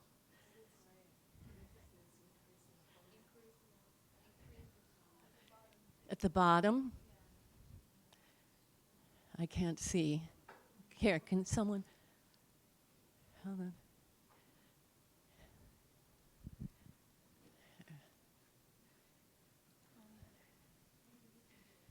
Is there a sound? Yeah? Let's see.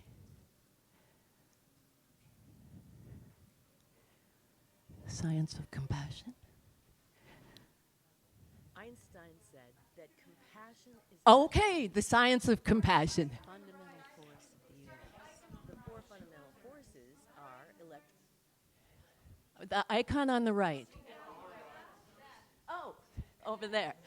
I don't have that. There it is. Yeah? Okay.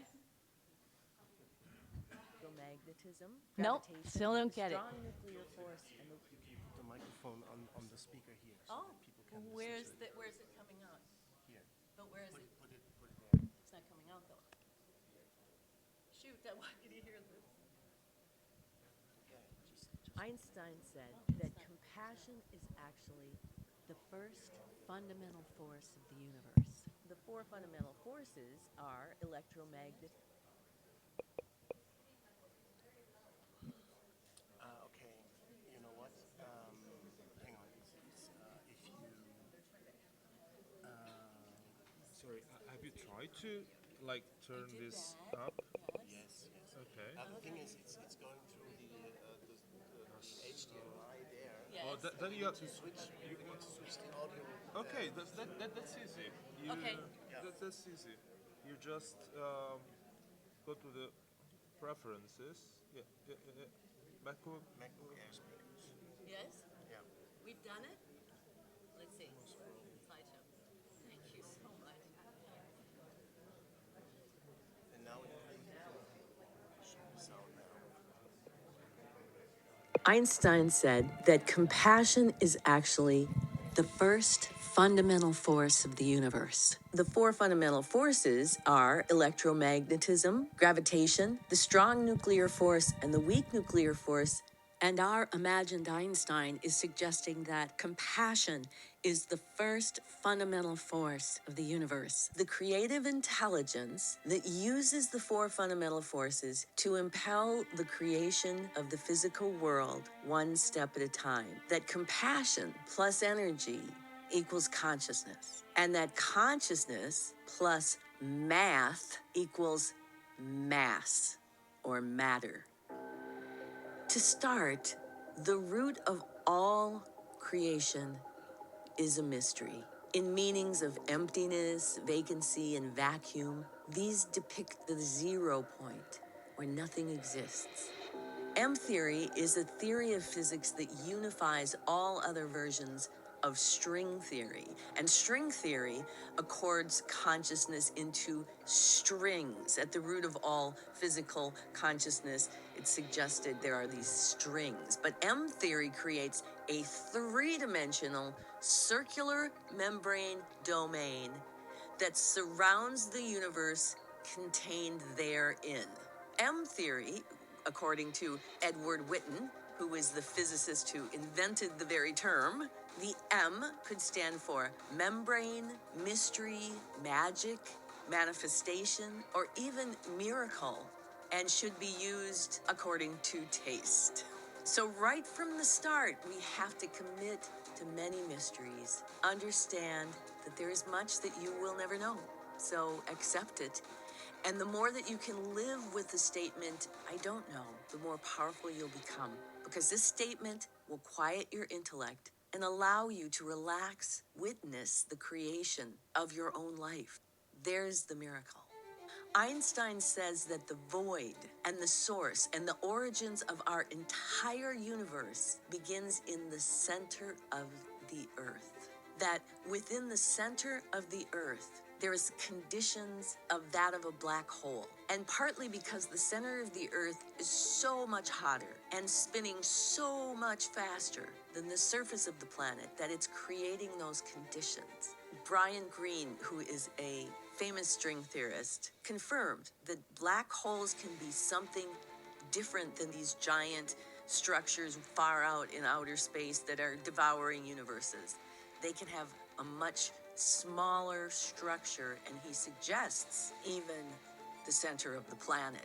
Talking about the entire universe inside a black hole is a bit extreme, but what I would say is it is possible that, at least according to the traditional general relativistic description of black holes, let's just act as though Einstein had the important word on black holes. If that's true, then right now it's quite conceivable that the Earth just passed across the edge of a black hole, that we are all now inside of a black hole. So what is it that impels energy to step out of the void and into the everything and create this membrane domain that's surrounding whatever universe it's going to create? According to Einstein, it's compassion with a capital C, the creative intelligence that uses the four fundamental forces to impel the creation of the physical world one step at a time. What exactly do we mean by compassion? How is it quantifiable? So let's take a look at the root of it, the compass. So the first definition is inspired by the meaning of the word compass in reference to a device with two arms used for drawing circles. So compassion impels energy to step out of the 0 point and into all potential to create this membrane domain we call your compilation of consciousness. It's 1 point, a singularity within an electromagnetic domain in which all of the mathematics of your human life are contained. The second thing is based on the definition of the word compass as an instrument that defines geographic direction. So compassion impels consciousness to align with the electromagnetic field of the earth in order for all emerging humans to be on the same map. So now that all compilations are aligned to true north, we're all going to have the same key and the same legend for the map of the location of where and when physical manifestation will take place in any given moment. So latitude, longitude, form, time, color, vibration, all of these mathematical formulas eventually will manifest on the surface of the earth as a perceived physical object with shape, location, and attributes. Compassion ensures everyone is using the same map with the same features and attributes. The only thing that differs is perception. While we can all see the chair, no one else has the exact math to create your reference frame of the chair, but you. Third thing that compassion does, compassion not only creates a boundary around your domain, it then impels consciousness to separate. But even as it's impelling consciousness to separate, it's also going to retain a self-awareness on the parts of the whole that they are one organism. So compassion is programmed to nurture all the parts of the whole for the whole to thrive. But this is who we are. This is what we are made of. We are made of compassion. We cannot be separated from it. It is the creative driving intelligence of all of our physical experiences. So how does this happen? Well, from the nothing, the mystery, compassion incites energy in the nothing to step out of the nothing and into the everything and create this circular membrane domain that's your compilation of consciousness, that's creating a boundary around the mathematics that are at the root of everything that you're experiencing in the present moment as separate from nothing. Here comes this compilation of consciousness, the singularity that is at your root. You have one at your root, I have one at my root. The compassion aligns all of our compilations to true north, aligned with the electromagnetic field that's flowing out of the South Pole and around and up back into the North Pole. So do all of our compilations of consciousness. And we're aligned to true north, which is 0 degrees if you look at this compass. 0 degrees of separation from compassion. That's our birthright. So here's my compilation. The mathematics of writing Barbara Lee With, plus the latitude, the longitude, date and time that I was born, the form that I take as a female Caucasian, the date today, the time, which is always changing. And then everything around me, the chair, how big is the chair, what color is the chair, what latitude and longitude is the chair, and that's only just the chair. Imagine how many other objects. So this is a complex system contained inside this microcosm of this compilation of consciousness. The next step that compassion impels energy to do is to separate the one into two. It separates Barbara and everything outside of me.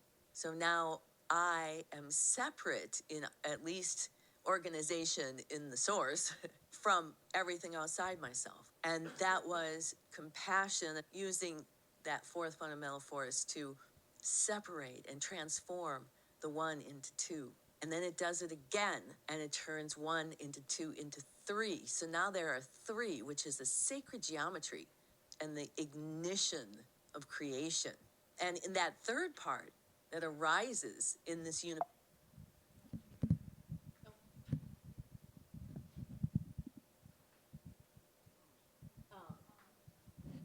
3 minutes. All right. There's more than 3 minutes on my film. So I will just stop it there so that I don't go over it. But anyway, you get the idea of what kind of information this has given me. And I just want to say that tomorrow is the 70th anniversary of Einstein's last words being read in London, July 9th, 1955, the Russell-Einstein Manifesto. And his message was to world leaders was to find peaceful ways to resolve your conflicts because no one will survive World War III. 70 years tomorrow. Any statisticians say what are the odds that this fledgling rock star would be here presenting this crazy making to you? It's a miracle to me. So we have a Conflict Revolution Challenge. It's a free download. You can do Conflict Revolution, find the miracles for yourself, become the scientist, become the change. And we need these radical new solutions to world peace in these days. I think we all agree. So anyway, thank you very much. Thank you. Thank you. Thank you so much, Barbara. We have some time for questions.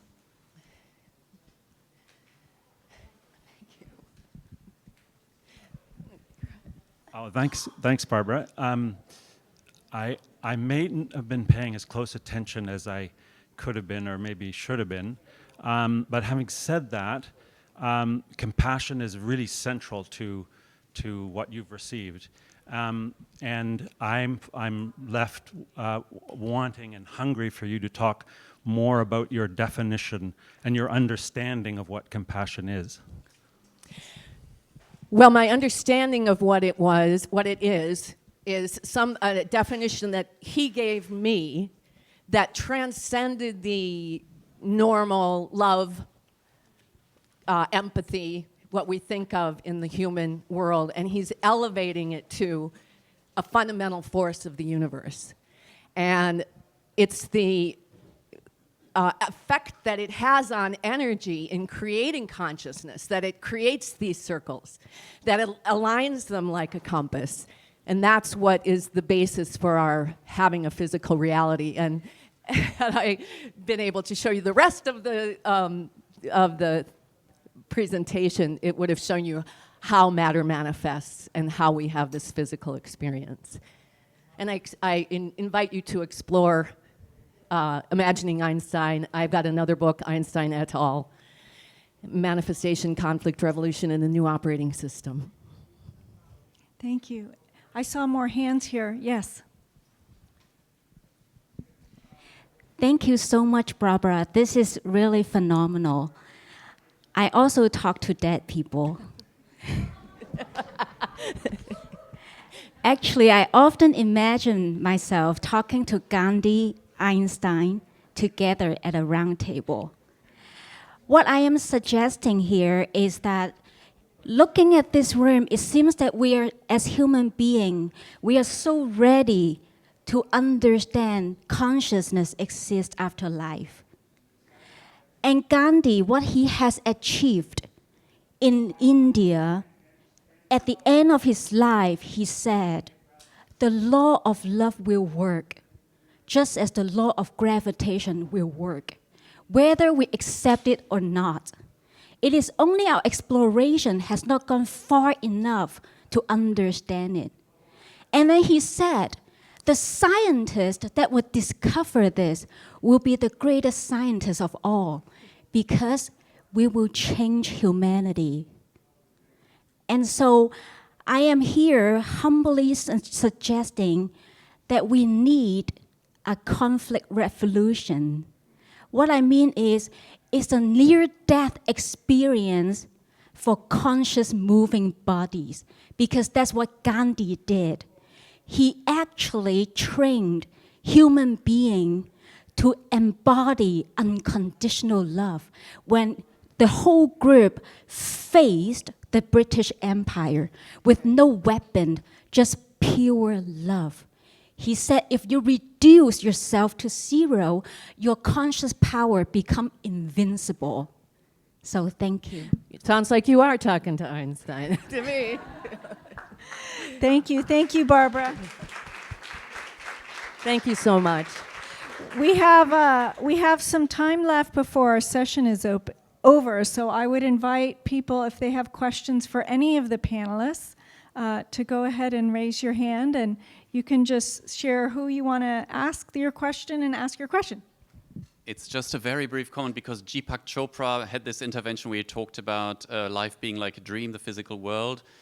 The Monroe Institute was mentioned. So for those interested, Tom Campbell, I don't know if you're familiar, he worked with Robert Monroe, developed the binaural beats. He's got the model that the world is a virtual reality, which brings everything together, which explains out-of-body, astral projection, and basically all the paranormal phenomena. So I've got a poster on that. Just anyone interested, welcome to pass by. Yeah, exactly.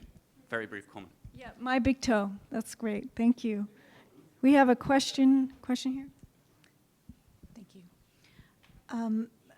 Also to Dr. Chopra's point that things are even weirder than we can imagine. And this question is for Dr. Kim. I've been trying to categorize this phone call for some 30 years now. In the late 80s, I was working in a chiropractic clinic, and I received a phone call on a landline at a place of business. A very, very upset, sobbing man confessing to the murder of one of the owners of the clinic, somebody I worked for. And of course, the entire staff was frenetic. We were trying to find the owner, who had gone to lunch, and she was just, we couldn't reach her. She walked back in several hours later, knowing nothing about any of it, and and laughed at the whole affair. But for the rest of us, we knew that something wasn't quite settled. 3 years later, Dr. Connie Peterson was killed in a mass murder in Killeen, Texas, where a very disturbed man drove through a Luby's cafeteria window and killed 23 people. You mentioned people having spunk coming back through time and space. Yeah. No one was spunkier than Dr. Connie Peterson. She drove a motorcycle. She had intentionally 2 kids on her own out of wedlock and raised them. She was a real pistol. The man who killed her and the other 22 people was known to be a misogynist, and a lot has been written about this incident. I won't go into it. So for me, it was either a coincidence or somebody announcing over space and time something that was going to happen. And I could have left it as a coincidence had Dr. Connie Peterson not intervened repeatedly on my life in a very benevolent way in years to come. So I don't know where that falls. The person who called me wasn't dead yet. He might be the murderer and had died 3 years later because he also was killed by the police in this incident. So things are weirder than we can even imagine. There's a lot that we will never know. Thank you. So, Dr. Do you want to respond to that? That was addressed to you, I think. I think you maybe. Yeah. Or maybe Imants. Yeah. Here you go. Thank you for sharing that. Okay.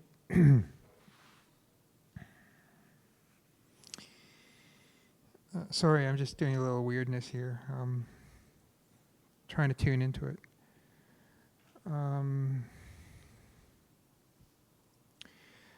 Yeah, so things can be time displaced, temporally displaced, and we know, like from studies at PEAR, for instance, people trying to influence random event generators. It doesn't matter whether the intention occurs before or after or at the same time as the reg is running.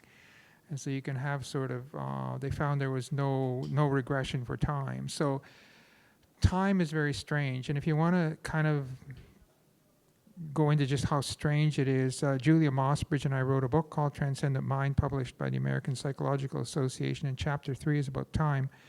And what we did was we took ideas about time from everything that we have: physics, philosophy, psychology, neuroscience, altered states of consciousness, weird stuff, and we tried to sort of make sense of, well, what exactly is time then? And we figured out very quickly that time is not some linear beads on a string sort of thing, although that doesn't actually tell us what it was. But it's possible in this case that there was some kind of retrocausal effect. In other words, from the future back into what was at that time the present. And I'm not sure I believe this, that the other thing you find very quickly, have any of you read the book by Rachel Stavis called Sister of Darkness? One of the things that you find as you get more deeply into this is that there are a lot of tricksters out there.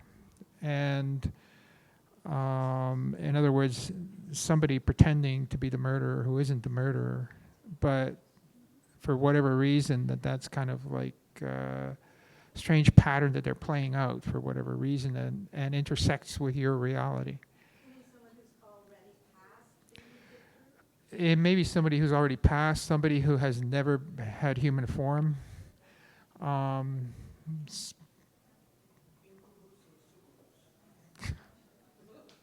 Possibly. Anyway, I mean, I could go on, but we'll leave it at that. Thank you so much. Any other questions? Yes. And for any of the panelists? Is it a question? Yes. Oh, yeah. Actually, I have questions to two different speakers, two different questions. Question to Marina. I'm glad that Thomas Campbell was mentioned. I wanted to ask if So Thomas described in his book this case where he and his son went on a shared out-of-body experience. And I was wondering if you have maybe like found any other cases that you studied of such like shared experiences. Maybe. Yes, I'm familiar with Thomas Campbell. He actually had many shared OBEs with Robert Monroe, so we know about those stories. I've come across one person, and I'm currently interviewing her, who had multiple shared OBEs with her husband, 20 in total. And I'm interviewing in so fortunately this person has a dream journal, and there's a lot of details. So I'm interviewing her first, and right now I am on experience number 7. And then after I finish her 20 experiences, I'm gonna interview her husband. You know, there are limitations because they could have talked and agreed on many things, but I think it's very interesting to understand how they perceive each other at this OBE state. But this is the only case so far that I've come across, shared OBEs. Thanks. I'm going to give someone else a chance, if that's all right. Okay, someone who hasn't had a question yet. There you go. Hi, I have a question about the phone calls and the study that you did. This is going to sound like a strange question, but was there any concern about just opening the channels to being called? I sort of feel like it would be me giving my phone number to all my graduate students, and then suddenly in the middle of the night, left and right, I'm getting phone calls. Was there any concern about the callers, about who the callers might be? You mean, is this on? Like entities, like the wrong people calling.